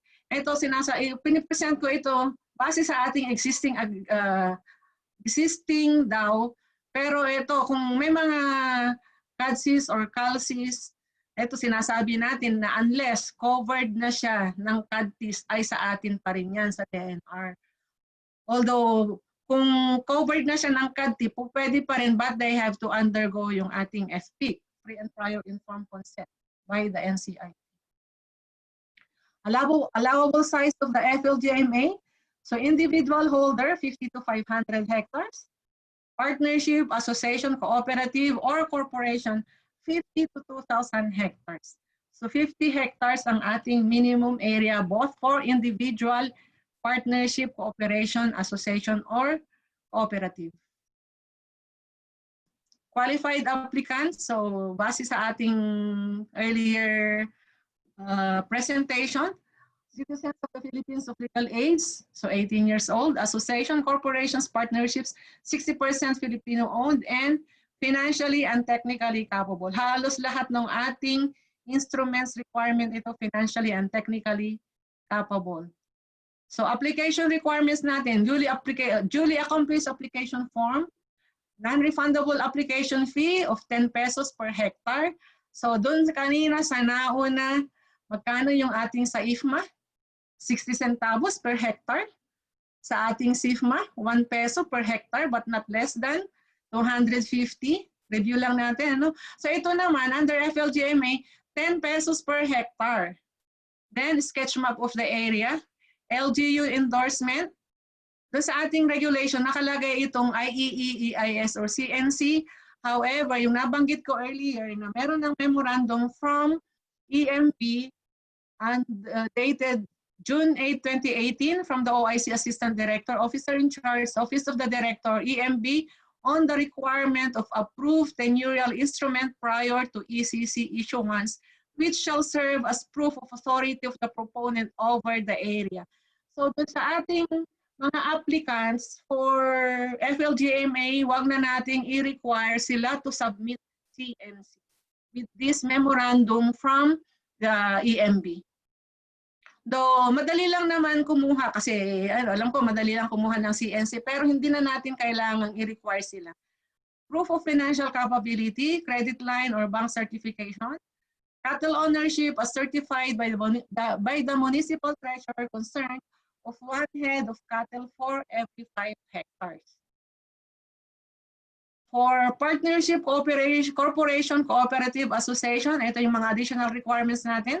Certificate of registration from SEC-CDA, articles of incorporation and bylaws. Gaya nung nabanggit ko kanina doon sa IFMA, tingnan natin yung kanilang purposes for its incorporation. Then board resolution authorizing any officer to file the application. And NCIP clearance, either certification precondition or certificate of non-overlap. Ito yung mga responsibilities, among the responsibilities of our FLGMA holders. Submission of 25-year FLGMP within 6 months from approval of the FLGMA. FLGMP is Forest Land Grazing Management Plan. Submission of annual grazing reports. Posting of performance bond within 6 months from the award of the agreement. Payment of user's fee on the first month of the succeeding year. Undertake pasture improvements equivalent to a minimum of 10% of the area with high-yielding grasses and legumes by reseeding or replanting. The forest portion of the agreement area for areas above 50% is slope on 20 meters both sides along stream bank and 10 meters along perimeter of the area. Ito tinitingnan dapat ito natin sa ating mga sinasubmit nila na nire-review natin ng mga FLGMPs. Fence the perimeter of the area with 1.3 meter high of at least 3 strands of barbed wire. Protect the area from entry of squatters and occupants, and construct the necessary structural improvements. Later, doon sa last slides, may mga photos tayo ng mga samples ng ating structural improvements. Maintain the required number of cattle stock in the area in accordance with the grazing capacity. So gusto lang namin emphasize ito kasi yung mga nakakarating dito sa amin ng mga FLGMPs, ang mga nakalagay doon sa kanilang plan ay napakababa nung kanilang maintenance, i-maintain na number of cattle stock below the actual grazing capacity, yung computed actual grazing capacity nila. Dapat tingnan natin, dapat optimal yung use ng area.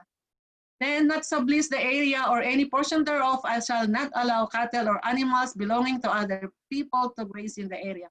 Ito subleasing. Marami din tayong nakikitang mga FLGMA areas subleased to other entities or to other persons.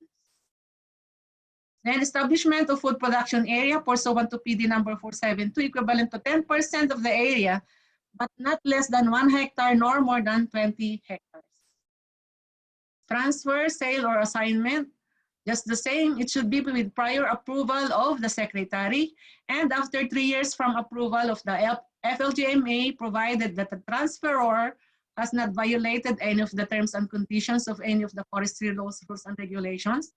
The transferee has all the qualifications to hold an agreement. The transferee is agreeable and capable to assume all the obligations. Transfer is not made to defraud creditors. And transfer is not being made for purposes of speculation.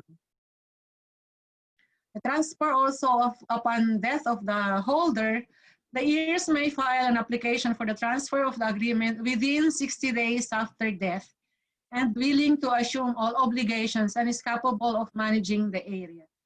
Marami rin tayong nare-receive na mga requests for transfer but beyond the 60-day reglementary period. So renewal of FLGMA, it should be filed at least 60 days prior to the expiration. The holders, of course, is of good standing. Failure of the agreement holder to file the renewal application within the prescribed period shall cause the area to be open to new applicants. So maging open access na yung ating area. So issuance of interim grazing privilege. So may provision tayo doon sa ating FLGMA guidelines on the issuance of a 6 months privilege by the RED being renewed and the necessary documents are under process subject to the following. Not introduce additional permanent improvements, protect the area against illegal occupants, follow the terms and conditions of the previous agreement. So other regional offices, nag-i-issue sila nitong 6 months privilege pag yung kanilang application ay specifically yung kanilang request for the issuance of CP by the NCIP ay na-endorse na sa concerned NCIP office. But kung minsan, makikita natin later yung mga issues na paano namin, yung mga ibang privilege na na-issue, walang date. Kung minsan, yung iba may mga 3 years pa na duration. Ito na yung grounds for cancellation ng ating agreement. Doon sa quiz kanina na binigay ni Ms. Iris, violation of any of the provisions specified in the agreement. non-compliance of the approved management operational plans, failure to submit AGR, and failure to pay users fee for 2 consecutive years. So alam na natin siguro ang sagot sa pinigay na quiz ni Miss Irish. Miss Irish, ano? Then, ito na po, ito na yung mga related policies natin. MC 99-26 dated November 24, 1999. Ito yung ating guidelines prescribing the procedures in the implementation of DAO 99-36. Andito yung guidelines for the survey and assessment of FLGMA areas. Andito rin yung guidelines for the formulation and processing ng ating 25-year FLGMA. Yung guidelines in the posting of bonds by FLGMA holders. Guidelines also in the conversion of PLAs, FLGLAs, and FLGMAs into SIFMAs, IFMAs, or other tenure instruments. Actually, meron tayong provision doon sa ating existing policy on the conversion of these instruments to other PLAs, FLGLAs to other instruments. Then 2000 MC, Memorandum Circular number 2003-19, dated September 20, 2003, clarification on the rate of users fee for grazing. So the annual users fee for grazing land for CY 2002 onwards shall be at 40 pesos per hectare. The rate of users fee for CY 2000 and CY 2001 remains 200 and 275 respectively as provided for under DAO. All CENROs, PENROs, and RES are hereby directed to collect back rentals, including surcharges, and the future annual users fees based on the above-mentioned rates. Actually, etong rates na to, yung 200 and 275, nasa DAO natin yan. Kaya lang, may mga nag-lobby noon na mga ating mga FLGMA holders sa Malacanang. So, bumaba yung ating rate at 40 pesos per hectare. Then under 2004-16, dated June 15, 2004, describing the revised schedule of forestry admin fees. Ito, mayroon tayong oath fees na 36 pesos per application. Ito yung binanggit ko rin kanina under item F of the DAO, surcharge of 8% per month for late payment of fees, and performance bond of 500 pesos per hectare within 6 months after approval. It may be in the form of cash or surety, 50%, 50-50. But pag surety bond, dapat nare-renew siya every 5 years. So dapat, vigilant tayo dito pag surety bond ang inisyo ng ating mga holders. Dapat, let's ensure na ito ay nare-renew within after 5 years. Then appeal fee, ito yung sinabi ko kanina, pag cancel yung inyong instrument, pwede kang mag-appeal subject to payment of appeal fee amounting to 3,600 per case. Then yung PD number 472 dated May 24, 1974. So ito actually ay requiring all timber licenses and pasture leases to engage in food production and creating the mechanics for its implementation and providing the necessary funds therefore. Ang nakalagay doon ay timber licenses and pasture leases as hereby required to develop areas within their concessions and pasture lands for the production of rice, corn, and other basic staples to take care of the consumption requirements of their workers and the people within their area. Ito na yung mga issues, concerns. Usually ito yung na-observe namin sa mga sinasubmit, nare-receive namin na mga applications from regional offices.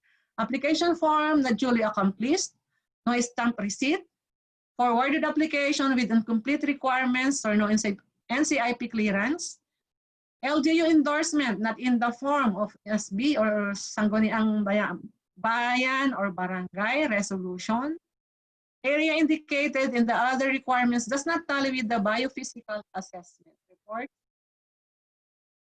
And for application for renewal, not filed within the reglementary period of 6 months prior to expiration, no performance evaluation report, and no biophysical assessment report. Ito mga importante ito pag nag-request na sila for renewal. So on the submission of annual grazing reports naman, report na duly accomplished. No data on payment of user's fee or period covered not indicated. Minsan ito napapansin pa namin, yung mga ORs ay for halimbawa 2006, 2007 halimbawa parehas lang yung OR. So dapat tingnan natin yung ating maging due diligent tayo dito. Maging diligent tayo dito. Extent of area planted under REFO accomplishment not indicated or unit of measure varies. Non-compliance of regular submission of AGRs by some FLGMA or FLGLA holders. On the issuance naman of IGP, ito yung nabanggit ko kanina, yung iba walang date of issuance, yung iba may validity of 3 years, then issued even if the FLGMA is technically considered as new application or no application for renewal or the renewal period has lapsed. So ito, kung nag-lapse na yung ating period ng renewal, dapat consider na siya as new application.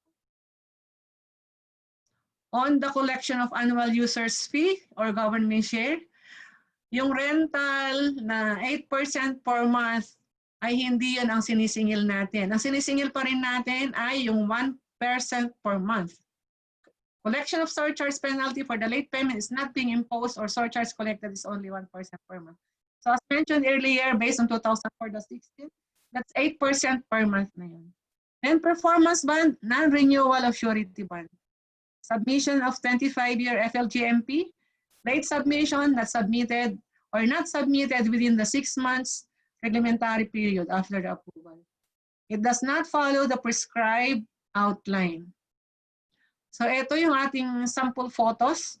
These photos were taken actually dun sa Region 10. Area ata ito ng isang ram car. Ito yung mga structural improvements introduced dun sa area. Warehouse, administration building, slaughterhouse. So medyo malaking familiar dito. So yung mga kasamahan natin dyan from Region 10. May slaughterhouse pa sila. May feedlots. Watering through. Ito yung brand nung cattle dun sa, meron silang Wagyu. Ito dun sa right, yung photo dun sa right portion. Ito yung bull ng Wagyu. Napaka-kisig, di ba? Then, ito yung mga steers sa left side. Yearlings sa right photo. Then, newly weaned calves or mixed breed ng Wagyu at Brahman. Nasa rehabilitation, nasa coral sila. Then, nagko-crossbreed sila ng Wagyu at Brahman. Photos, sample photos of reforestation area and food production area. So, forest production area planted with humidicula. And thank you very much. Yun yung aking last slide. So. Ayan, maraming salamat po, Ma'am Nelly. Thank you, Irish. Ayan po, so medyo nakakagutom yung slides ni Ma'am, yung mga Wagyu beef. Talaga naman malapit malapit na tayo mag-lunch. Wala lang sample ng ating, Baka may pa-Wagyu beef po tayo. Ayan po. So, di ba kanina po bago nag-start si Ma'am Nelly, nagpalabas po kami nung pop quiz. And so ngayon po, dahil natapos na po ni Ma'am yung kanyang lecture, ipapakita na po natin kung ano ang tamang sagot. Ayan. So, antayin lang po natin, may flash.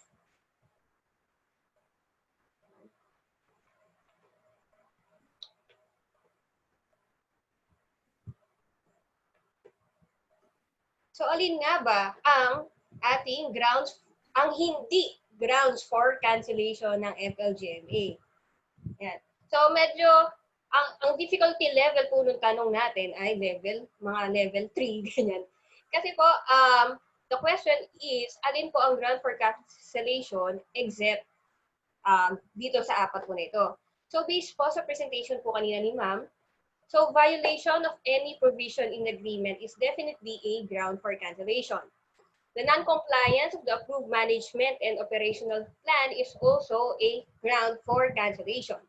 the failure to submit the annual grazing report is also a ground for cancellation. Yes. Therefore po, ang ating tamang sagot ay yung ating pong last option, the failure to pay the user's fee for 3 consecutive years. Kasi dahil, tulad nga po na nakita natin sa presentation ni Ma'am Nelly, failure to pay user's fee for 2 consecutive years lamang po. Yan. So kapag pag pangatlong taon na po, dapat cancel na po yung ating FLGMA. Yan. So sa 20% po na nagsagot, so meron tayong 273 na participants na nagsagot. So more or less, meron tayong mga 50-60 participants na nakakuha ng tamang sagot.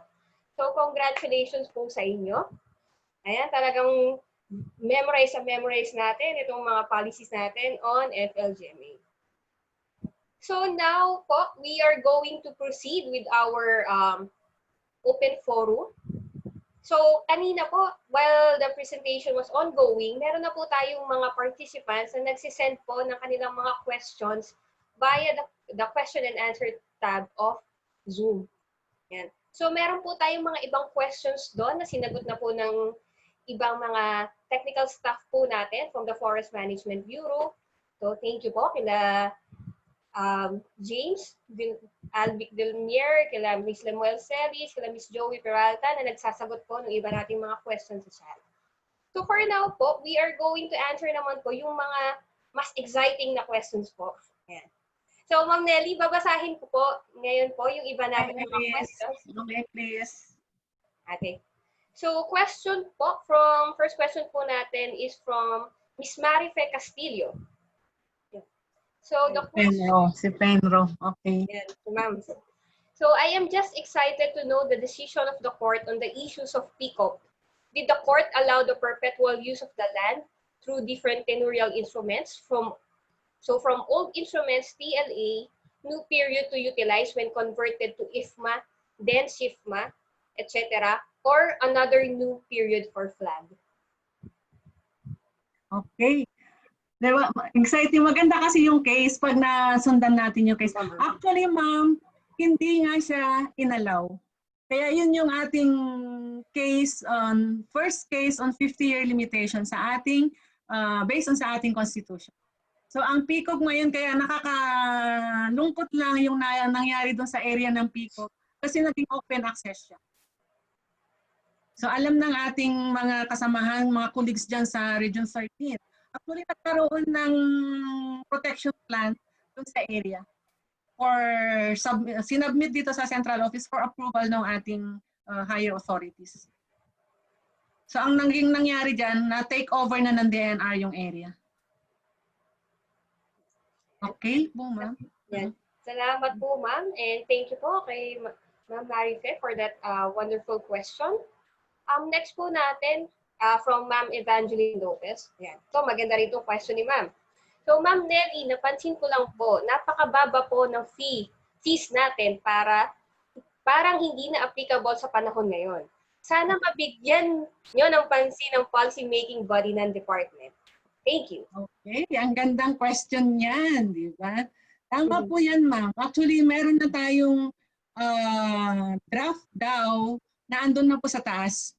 Para na sa office, if I'm not mistaken, yung admin fees natin, inana na natin yan. Inamend na natin. May proposed revision na tayo dun sa 2004-16. Parang dumaan na yan sa PTWG, I think, at nasa office na yata ni SEC for consideration. Tama yun, ma'am. Kasi talagang inaano na natin yan. Kailangan na natin, may instruction actually from Malacanang for us to increase na ng ating mga fees. Okay. Ayan. Sana mapirmahan na yon para lumaki na yung ating collection. Ayun po. So don't worry po, Ma'am Lopez. Ginagawa na po natin yung ano na po iyan. Yung policy po na iyan. So next po from Sir Anthony Evangelio of CENRO Belison. So forest occupants who have been investigated in violation of Section 78 of PD 705 as amended can apply for SIFMA. Is his application can be processed despite issued with notice of violation and notice to vacate. Nako. Kung tutusin, anong naandun na sila sa area ngayon, di ba? Kung na-notify nyo na nagkaroon na ng notice of violation at notice to vacate. Yes po, ma'am. Kung tutusin, di ba? Yan yung isang malaking challenge sa atin ngayon. Kasi nga, kailan pa sila dun sa area? Kasi dapat nabigyan na sila ng tenure o kung qualified na sana sila na nag-apply for CBFMA before or CSC. Yun, hindi kasi medyo klaro yung tanong, di ba? So kung ang sinasabi natin ngayon, at nababanggit din natin doon sa mga previous 101 natin na kinakandak, dalhin natin sila sa mainstream. Kung meron silang, halimbawa, may mga cases kasi na itong mga to, may mga occupations na sila, di ba? May mga established plantation na sila, may mga tinanim na sila. So, noon ang sinasabi natin, dalhin natin sila sa mainstream. So ngayon, i-advise natin sila pwede naman na mag-apply sila ng tenure na doon sa area. Kasi lalo kung matagal na sila, mapapaalis ba natin sila? Yun yung isang pero ang isang ko dyan, dapat nabigyan na natin sila ng tenure before CSC man lang or buo sila ng kanilang organization para makapag-apply for CBFMA. Di ba? Although ang alam ko kaya nag-proliferate itong application, itong mga SIFMA holders natin before. Kasi halos yung mga occupants na sa area nagsipag-apply. Ayaw ko bakit hindi itong mga case, itong mga to. Sa region naman, may mga napuntahan talaga kaming areas ang lalayo. Nag-apply lang sila for purposes na ma-legalize yung kanilang occupation over the area. So may mga cases tayong ganun. So sa ngayon, ang hirap nga naman natin sila ngayon paalisin. So ang sinasabi natin, kung dalhin na lang natin sila sa mainstream. At bigyan natin na sila ng tenure. Kung sila ay qualified. Ayan. Maraming salamat po, ma'am. So ang next question po natin ay from CENRO Lianga, Surigao del Sur. We would like to ask, since sketch map yung required for IFMA and SIFMA, who are the signatories for the said sketch map? Although, yun nga, sinasabi ko nga na yung aking presentation ay based on existing policies natin. Pero sa ngayon, ang inaano na rin na kasi natin ay yung GIS generated map. Ito sabi ko, parati kong binabanggit kanina sa presentation yan ay naka-base sa ating existing policies. Pero sa halos lahat naman ngayon sa ating mga CENROs, meron na tayong mga marurunong sa GIS, di ba? So yun na yung ating GIS na rin natin. Although ang final natin ay sa FMB, binabalidate pa rin namin dito sa FMB kasi kung minsan yung mga nakikita naming mapa ay mga may overlap sa mga policies sa mga existing tenure areas natin or yung ating mga A&D. Pero as to yung sa signatory, sino ba yung allowed na mag-apply? Pwede rin yung CENRO. Of course, the CENRO. Kasi tinitingnan namin yung minsan na kami dyan na nagkaroon ng reklamo or ng case ay talagang tiningnan kung sino ba talaga yung signatory. May endorsement ba from the CENRO level or any from the CENRO regional office level dun sa mapa? In-endorse ba nila? Bakit ganito kalaki yung area? So yung mga dun. So ang dapat pumirma niyan, siyempre may recommending yung mga team na nag-conduct ng but ang most napipirma ay yung ating PASMA authority, yung ating CENRO. So yun, yung ating although sabi ko nga, ang final map naman yan ay sa FMB, signed by the FMB director. Okay? Thank you. Ayan, salamat po, ma'am. So, yun nga po, endorse ni CENRO bago po i-endorse sa atin. Ayan. So, question naman po from Sir Ricky Hernandez of Region 3. So, in the development of SIFMA, 50% of the area should be planted within 1 year from the grant of the agreement. Will the 50% be taken from the 60%, 30%, or 10%? or is it proportionately? Regardless. Ang sa atin, hindi naman tayo ganyan ka, ka strict. Kasi nga, kung tutuusin, wala naman nakakomply talaga sa ganyang requirement. Though, yung 50%, regardless, or okay lang siguro kung yung 30, fully developed na niya yung kanyang agricultural crops na 10%, tapos yung 30% ng area ay fruit trees na, tapos yung, di ba, 30, 40, 10% yung remaining ay 10 trees. Basta ensure na 50% sana ay fully developed, ay developed na within 1 year. Kaya lang nga, miski yung sa 3 years na 100%, wala naman halos nakaka-comply. So yun yung isa din sa mga, bukod dun sa non-payment of fees, yun din yung isa sa reasons for cancellations. Okay, thank you. Ayan po. So next question po ma'am ay ilang taon ba ang hihintayin natin na makapag-submit ang holder ng renewal bago ma-null and void ang renewal application nila? So this is from Sir Eddie Duhay Lungsod. Ano ba ang parang ito pumupunta na dito doon sa mga kulang sa requirement, yung sa kulang ng NCIP, di ba? Depende sir, ano ba ang kulang sa kanyang application? Kasi kung NCIP, hindi naman kasalanan kung tutukusin ng ating mga holders, di ba?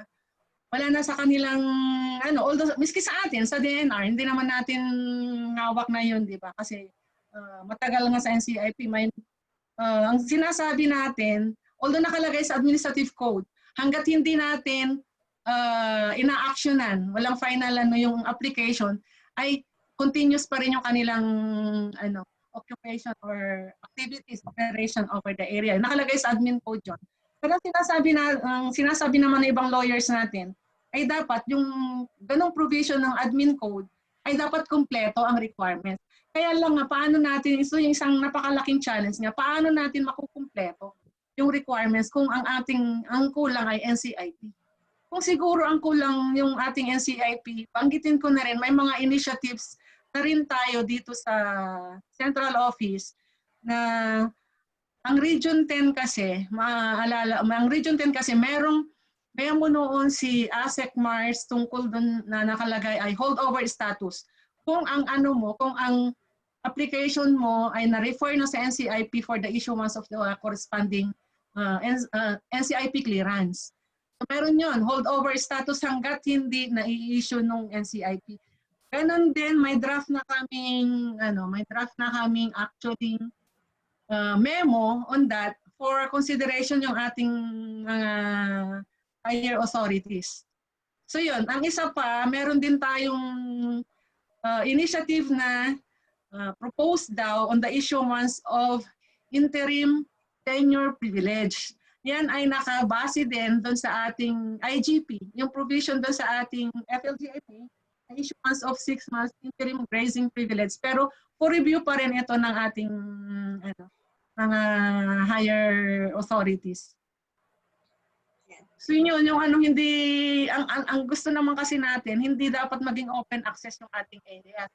Kaso kung hindi naman nila kasalanan, kung NCIP naman ang reason, eh bakit naman natin i-cancel, di ba? O ito terminate yung kanilang instrument. Yes po. Okay, sige, Ayan. thank you. So dahil ma'am napag-usapan na rin naman po natin ang NCIP, the next 3 questions po ay actually regarding sa NCIP and yung ating pong mga CAD areas. So sunod-sunod na rin na po natin ito. So the first one is from Ma'am Amelda Vera Cruz. So the NCIP office is requesting the field offices like the CENRO to issue certificate of non-overlap. May we be cleared sino ba mag-issue? Is it the CENRO, the PENRO, or the RED? Yan ang hindi rin klaro sa atin yan pero siguro ang nakakaalam niyan ay yung CENRO kasi sila yung nasa ground, diba? Kanino ba naka-address, ang tanong ko, kanino ba naka-address yung request ng NCIP? Kasi ito nga parehong yung hinihingi natin sa kanila ay certificate of non-overlap din. Non-overlap with any CADT or CADSIS or any claim Sila naman, ang hinihingi sa atin ay certificate of non-overlap doon sa mga existing tenure natin. So ang ano ko, maganda nga kung yan ay talagang nagre-request sila. So siguro pwede rin siguro ang CENRO na ang mag-certify. Unless na nire-require ng NCIP, yun yung ating rep. Pero siguro sufficient na. Kung okay lang sa kanila na CENRO na ang mag-certify, okay na rin yun siguro. Basta depende sa kanila kung tinatanggap na nila ang sa CENRO. But kung hindi, of course, CENRO ang magbabalidate ng area, then i-endorse natin sa RED for consideration kung yun ang requirement ng NCIP. Thank you. Ayan. Thank you po, ma'am. So, ang next question po natin regarding NCIP and yung mga CAD tips po natin ay from Sir Livino Duran. So, in the event that the LGU and the NCIP failed to issue endorsements, FP or CP for so long a time and without meritorious reasons, who resolves the issue or conflict? Ayan. Ang gandang tanong niya ni ARD. Actually, meron na tayo. Yun nga, yung nabanggit ko kanina, na meron na kaming draft daw on the issuance of interim tenure privilege for covering lahat ng applications, whether renewal or new. And dun sa sinabi ko man kanina, yung sa holdover status for renewal, for applications for renewal or conversion. So ang nilagay namin doon ay yung occupation over the area, ay yung privilege na yon ay continuous yun hanggat hindi nag-i-issue ang NCIP ng corresponding clearance. Or dun sa naman, pagdating naman sir sa LGU, i-share ko na rin sa inyo. So, kaya nga kanina dun sa presentation ko yung section 26 yata ng Local Government Code, naka-highlight doon yung projects for programs or projects that will cause loss of timberland, loss of grazing land. Meron na sir tayong case na FLGMA actually, ang LGU hindi talaga siya nagbigay ng endorsement. Actually, ang ibinigay niya ay interposing objection. Pero yung kanilang mga issues early year, tulad may NGP, na-address naman na yung mga issues na sinite nila doon sa reasons nila for so doon sa kanilang opposition. Ang ginawa namin actually ay gumawa kami ng memo for our higher officials na nag-seek kami ng guidance. Sinite natin, nagawa tayo ng CSW, tapos nakalagay din doon yung provision ng ating local government code na yun. Yung binanggit ko kanina parang ma-address yun actually sa ating pag-secure ng ECC. So nilagay namin doon, tapos may note noon si ASEC Calderon na ang sinasabi nila ay the LGUs cannot appropriate forest lands only the DNR Secretary or the President of the Republic of the Philippines. So yun po, yung naging reason doon. So ang with that issuance of interposing objection ng LGU, na-issue po yung ating yung FLGMA in favor of the applicant. Kasi kung tutuusin yun nga, kayong naka-highlight kanina, ang ating mga naman, yung ating IFMA, FLGMA, halimbawa yung mga flag, mga developmental naman, yung mga activities natin to. Specifically, ang FLGMA, it will not cause yung ating loss of ating range land or grazing lands. Pagkus ito ay rehabilitative pa nga in nature. So yan po, may na-issue po tayong ganon, may in-approve po yung ating management na ganon. Without basta nakalagay lang po doon yung CSW yung mga reasons bakit ayaw nila mag-issue.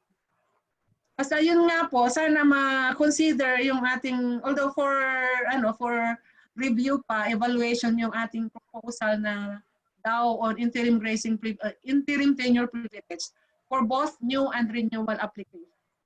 Ganun po ang nakalagay doon sa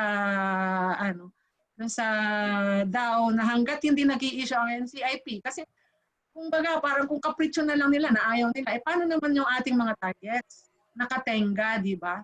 So, dapat mag-decide na rin tayo kung paano kasi tayo pa rin yung manager dun sa forest land. So kung ayaw nila, naka-hold over din yung aming mga tenure. Parang ganun lang yung aming idea doon, sir. Thank you po. Opo. So another related question po. So from yung mga hinihingi ng NCIP, ito naman po ay from the LGU naman po. So from Miss Ma'am May Faith Regina from Penro Iloilo. So what if daw po ayaw ng LGU mag-endorse sa application for tenurial instruments? Pwede po ba natin magamit yung sa civil service na after 30 days na walang action is considered approved na yung request sa LGU na i-endorse nila yung application? So related yan dun sa sagot ko kanina, Irish, ano? Yun, in-invoke natin yung tayo yung manager ng forest land, di ba? So po pwede rin, actually po pwede nga yung ating sa ARTA. Doon nakalagay doon, parang 40 days. Yun nga yun din yung iniisip natin na ilagay sana sa DAO. So kino-consider na natin yun, ma'am. Yung mga ganung although sabi ko nga, yung nabanggit ko kanina na may precedent case na tayo doon. Approved na yung ating so basta nakalagay sa CSW yung reasons bakit ayaw mag-issue ng LTU. Baka naman kapritsyo na lang ba nila? Kasi nga, kung tutusin yung sa example na binanggit ko sa kanina, nasa fluke yun eh. Nasa approved fluke na nila yung sa issuance ng FLGMS. Yet, ang kanilang reason ay hindi daw nila constituent yung applicant. Eh wala naman sa ating guidelines na limited yung applications natin for tenurial instruments within their jurisdiction lang, within yung area of diba? So yun po, related yun sa tanong ni ARD Duran. Thank you. Salamat po.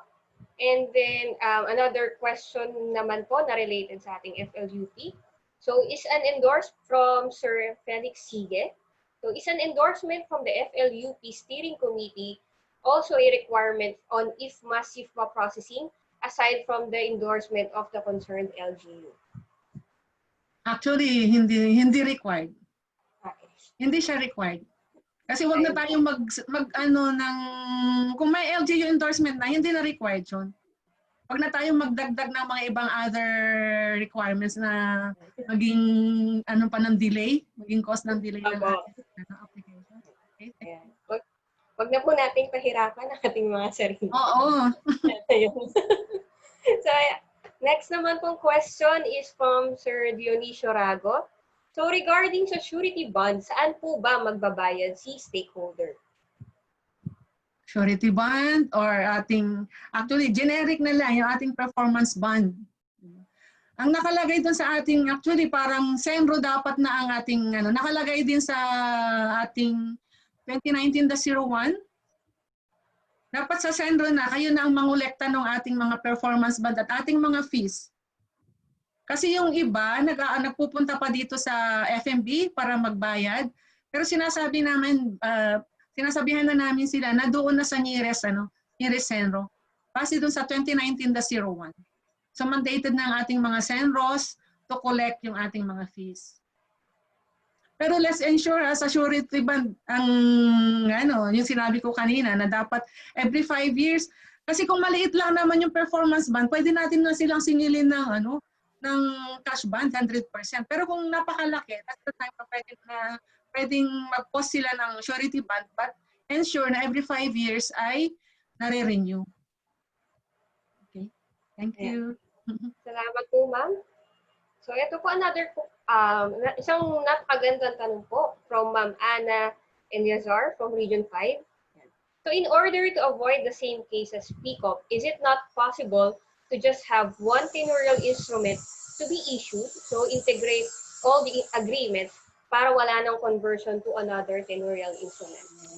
Ang gandang niyan. Siguro si ma'am ay naka-attend din dun sa ating sa ating consultation ng proposed guidelines natin, unifying all our tenure instruments, yung ating SFMA. Diba? Yung ating Sustainable Forest Management Agreement. Ma'am, meron tayong actually yan. Nasa PTWG na rin yan. Kaya lang, ang may isang tanong ng ating members ng PTWG before, may issue sila tungkol dun nga sa ating government share. Actually, napag-agreehan natin dyan, ni-unify na rin actually natin yung ating mga government shares dyan. So, ang sabi lang nila, dapat magkaroon ng other parang meetings or consultations with other agencies. So, nagkaroon kami ng, tapos na yung aming meeting with MTRC, National Tax Center, Research Center.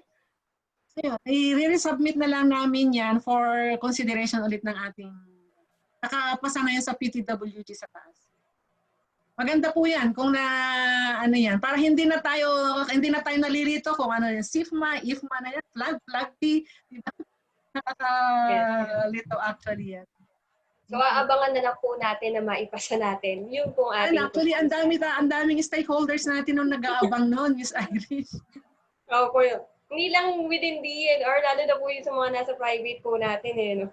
Ay, sila talaga. Kasi yung, although ayoko ma-preempt yung presentation ni Ma'am Ami. Kasi yung ibang ating, dyan, government share, talagang medyo hirap ang ating mga stakeholders. Thank you. Yan, kaya kailangan po, abangan po natin yung mga susunod nating presentation on tenure instruments mamayang hapon po and sa next Friday. Yan. So, ang next question po natin ay from Sir Frederick Maglay. So, all activities ba on IFMA, SIFMA, and FLGMA is under the jurisdiction and ng regulation and permitting section, especially on the management and new applications. Ano yung RPS, yung binanggit niya? Parang sa CENRO yan, ano?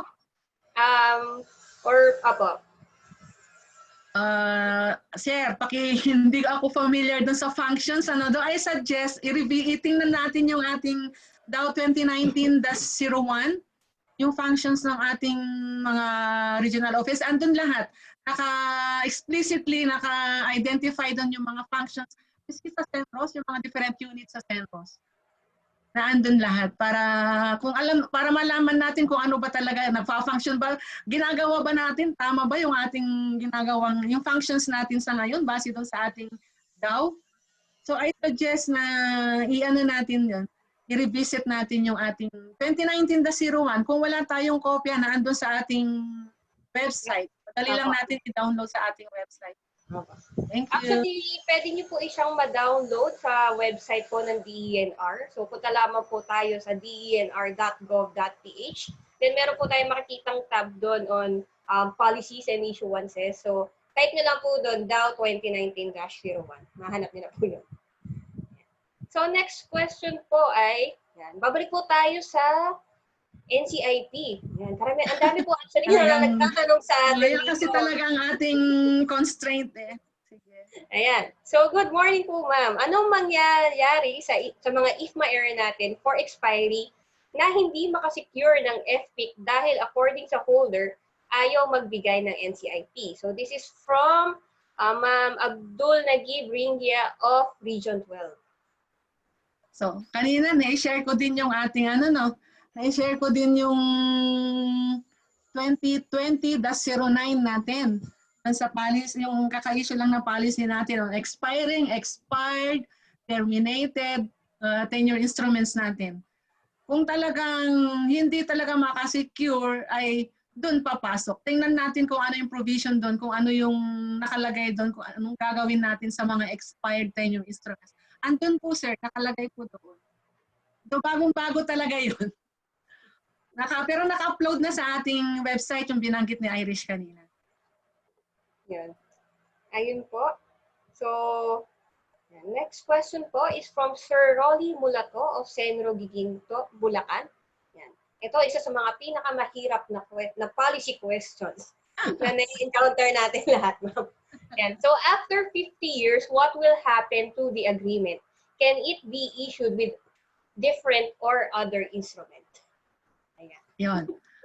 Yun, CENRO. Mukhang yan ay off the record. Ewan ko kung syempre ang mga, hindi naman natin alam yung kasi ang sinasabi lang yung 50-year limit. Although may sinasabi, nung fina-finalize or nung nire-review actually yung DAO 2020-09 nung nasa PTWG pa yan. Naano na namin yan, sir. Dapat i-include na natin dito yung after 50-year limitation. So ang ano ay mukhang ayaw pang off the record lang. Ayaw pa yatang pag-usapan ng ating management. Pero andyan na eh. Dapat harapin na natin. Kaya lang yung sinasabi mo na pwede mag-apply yung parang nasa circumvention na tayo dito eh. Yung iba niyan, maggagawa lang ng magpaparegister lang ng panibagong ano sa SEC, panibagong corporation sa SEC, tapos sila ulit ang mag-a-apply.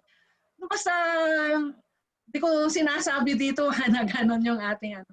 Basta ang nangyari sa PCOP, sir, talagang naging open access. Yun lang yung masasabi ko. So, pero ang tinake over ng DNR. So, ang mangyayari niyan, after 50 years, DNR masasubject na yan sa ating 2020-09. Dun sa upon expiration, yung areas covered by expired tenurial instruments. Okay? So yun nga, hindi ko naman sinasabi na isi-circumvent natin yung policy. Kasi dadaan yan sa SEC eh. Di ba? Magre-register ulit yan sa SEC. Sige. Saka medyo mahirap po ito kasi nasa Philippine Constitution po ito. So, kaya nga eh. Pero yun na nga. Ito sa mga pinakamalaking problema natin ngayon. Pero dapat harapin natin yan. Pero ang ano ko nga, sa ngayon, ang umaano pa rin yan, nag-a-address dyan na ating existing regulation ngayon ay yung DAO 2020-09.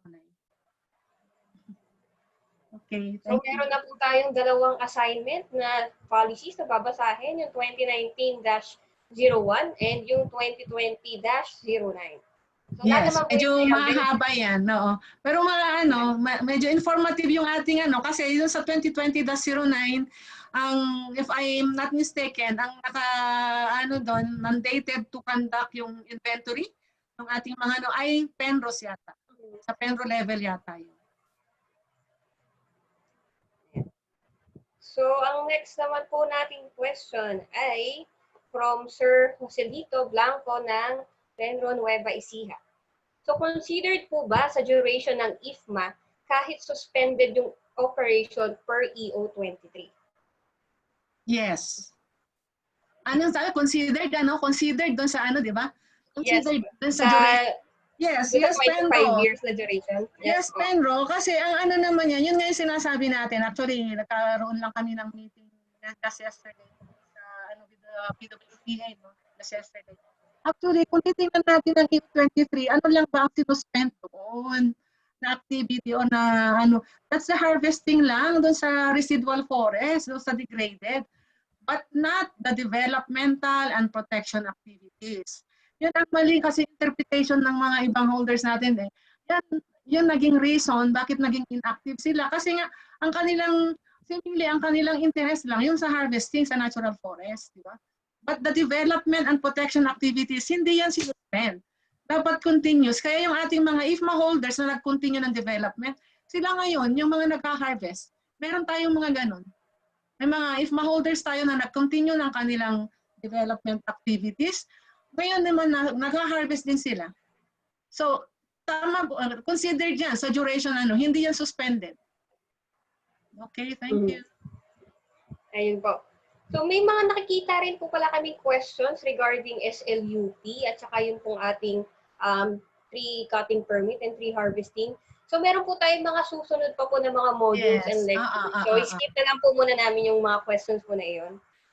Para po sa gusto makaalam ng SLUP, manood po tayo next Friday, October 9. So i-discuss po yan ni Miss Annie Trabang. And yung sa tree harvesting naman po, and transport, si Sir Rene Siapto naman po on October 16 and 23. So abangan niyo po yun, ma'am and sir. So next question po natin ay from, ito maganda rin yung question na to, maganda pero mahirap. From Sir Maximo Soriano Jr. of Penro, La Union. Clarification lang po, ma'am. How about if the area applied for tenurial instrument is covered by a CLOA title issued by DAR but is within timberland? Nako, ang gandang question na, sir. Actually, may case tayo yan. May president case tayo yan. Dapat po ipa-cancel natin yung CLOA na yan. Kasi may case po tayo dun sa Region 2, yung ating areas covered na yung proposed natin sa ano nga ba nun? Covered siya ng CLOA eh. Pero may procedure din ang DAR on the cancellation. Actually, sir, na-cancel po yung CLOA. So yun, pwede po natin i-request ang DAR for the cancellation. Kasi hindi dapat tayo, alam naman natin, hindi dapat wala dapat CLOA ang within timberland. So i-request po natin, okay, let's coordinate po with DAR on the cancellation of that CLOA. Para ma-issuean natin ng ating corresponding tenure. Thank you, sir. Ayan. Salamat po, ma'am and sir. So next naman po ay from Ma'am Josephine Barayuga. So you mentioned that one of the disqualification of the SIFMA or IFMA holder is abandonment. How long will it be considered as the area is abandoned? Doon sa IFMA kasi kanina, may nakalagay doon na 1 year lang na abandoned, ano na yan, ground for cancellation na yan. So yan, ground for cancellation. So next naman po is from Sir Jerome Albia. So nagbabalik po tayo sa ating mga tanong ng CADT at NCIP. So can approved CADT areas be applied with IFMA or SIFMA? Yes. Pero kaya nga meron tayong mag-undergo tayo ng FPIC. Pero yan, halos lahat ng ating mga ngayon, may mga CADTs na. Actually, doon sa ilang thousands of hectares na, doon sa memo ng letter ng chairman ng NCIP, sinasabi na nila na we are assuming jurisdiction over these areas. So meron dun sa nasa NCIP guidelines, kung pwede, kaya nga tayo may free and prior informed consent. So mag-undergo tayo ng process ng FP. So miski wala namang overlap with CADC, with any claims or CADTs, ang process ng NCIP ay meron silang field-based investigation. Whether may overlap or wala, magkakandak sila ng FBI, then doon pa lang nila malalaman kung yan ay may overlap. Kung may overlap, ay yun mag-proceed na sila with the FPIC process, then for the corresponding issuance of the CP. And kung wala naman silang overlap na makita, yun, nag-i-issue sila ng certificate of non-overlap. Pwede po, ma'am. So hindi ibig sabihin na pagkanti na yung area ay aalis na tayo doon. Hindi po, pwede pa rin. Basta magbigay ng consent ang ating mga IPs. Okay. Ayan. So maraming salamat po. It's already 11:24 p.m. Ayan. So at sobrang dami po ng ating mga questions pa. Actually, nangangalhati pa lang po tayo sa mga questions. And tulad nga po na nabanggit namin kanina sa household. So keep the questions coming po. Hindi man po natin sila ma-discuss ngayon sa ating open forum ay gagawa naman po ang secretariat ng documentation nitong mga questions po natin. So don't worry, sasagutin po namin yung mga questions niyo po doon sa documentation and isesend din po namin yung sagot sa mga tanong na yun kasama po ng ating mga presentations. Iris, Yan. meron Yes, lang may nakita ako kaninang comment ni Sir Obet doon sa Q&A na may sinasabi siya doon sa registry of IFMA areas and SIFMA areas. Actually, hindi ko na binigyang emphasis yun. Hindi ko na nilagay doon sa Doon sa ating guidelines, meron tayong approval dati. Approval ng SIFMA sites or IFMA sites. Then, nagkakaroon tayo ng registry. Actually, yung mga applications natin for SIFMA, before, may naka-indicate doon na ito ay covered with approved SIFMA site number, blah, blah, blah. Kasi meron tayong registry nga before. Hindi ko alam sa regional offices kung meron pa tayong registry ng mga sites na yan. So, ang nangyayari na kasi ngayon, base na rin doon sa ating proposed amendment nung tinatanggal na natin yung approval ng mga sites. Although kailangan pa rin nating mag-identify base doon sa ating mga open access areas doon sa mga suitable sites natin for such tenure instruments. At pwede nating i-post din natin sa conspicuous place or sa ating mga websites. Pero hindi na kailangan approval ng ating red, kasi isa pa rin yan sa level ng delay ng ating mga application. Pero before talaga, meron tayo niyan. But simultaneously noon, nag-conduct ng lahat ng regions niyan eh. Kaya mayroong approval ng ano, hindi yung piecemeal na kung may mag-apply, saka pa lang magpapa-approve ng site. Before talagang simultaneous, kaya nagkaroon ng mga nationwide approval noon ng sites, kaya nagkaroon ng registry of CIFMA and IFMA sites before. So, okay. Pero kung Iris, idagdag lang, kung existing pa yung mga sites na yun, kung meron pa kayong registry of sites, at yun ay sa ngayon ay available pa, pwede nating i-offer yan sa ating mga investors. Okay. Ayan. So, dahil we are down to the last 3 minutes, and so siguro po, banggitin ko na lang po ngayon, meron po kasi kaming mga nakita po dito na mga, hindi sila questions, but more on policy recommendations po from our field offices. And Yes. we are very thankful po for these policy recommendations kasi isa rin po yon sa mga actually objectives po ng ating webinar. Hindi lang makapacitate po kayo, pero malaman din po namin ano po yung mga possible na pwede nating i-revise, i-amend, or idagdag sa mga policies po natin. So, ito po ma'am, hindi na question. So, banggitin ko na Sige, lang po. thank you, Iris.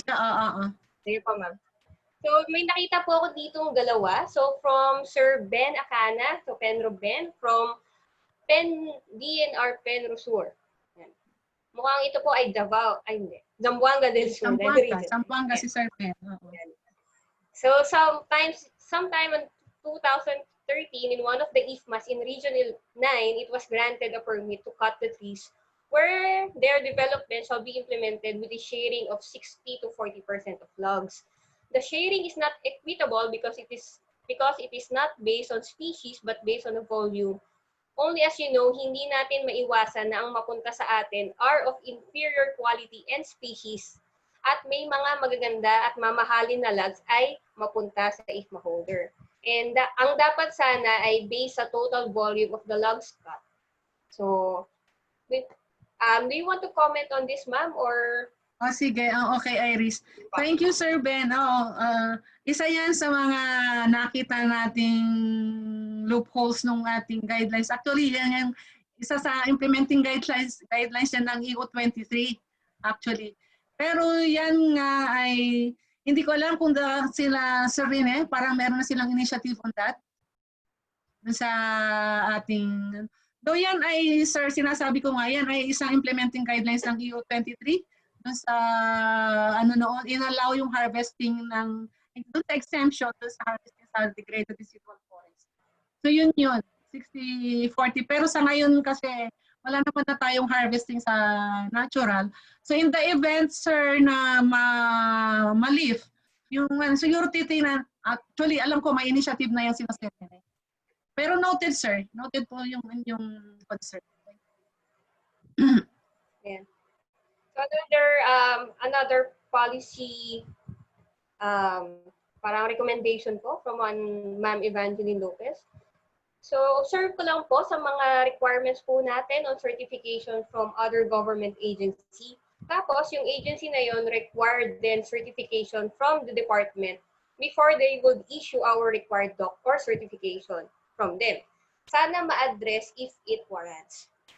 Yan. Ano kayang actually, ano kayang specific na regulation na sinasabing certification niyan?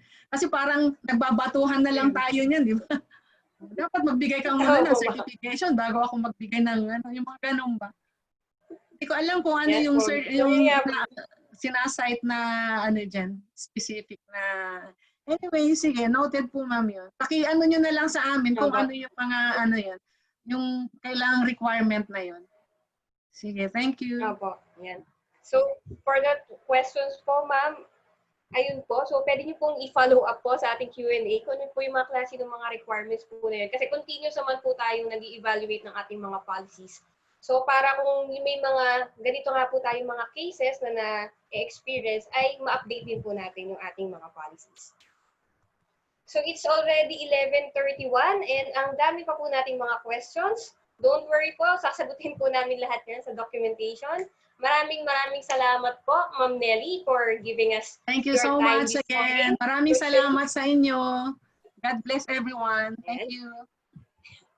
God bless din po, ma'am. And sa ating pong mga participants from Luzon, Visayas, and Mindanao. So we are now going to take our lunch break. So it's 11:30. We are requesting everyone to be back by 1:45 p.m. para makapag-start po tayo immediately at 2 p.m. Yan. So for our next topic po, community tenure naman po tayo, mga CBFMA. So another exciting topic. So kita-kita po ulit tayo mamayang hapon. Maraming salamat po. Okay.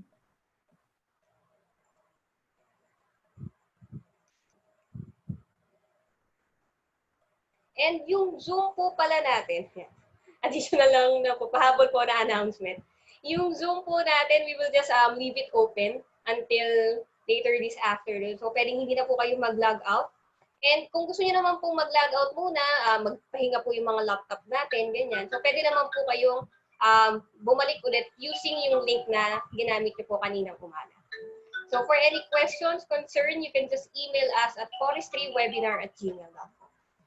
Maraming salamat po.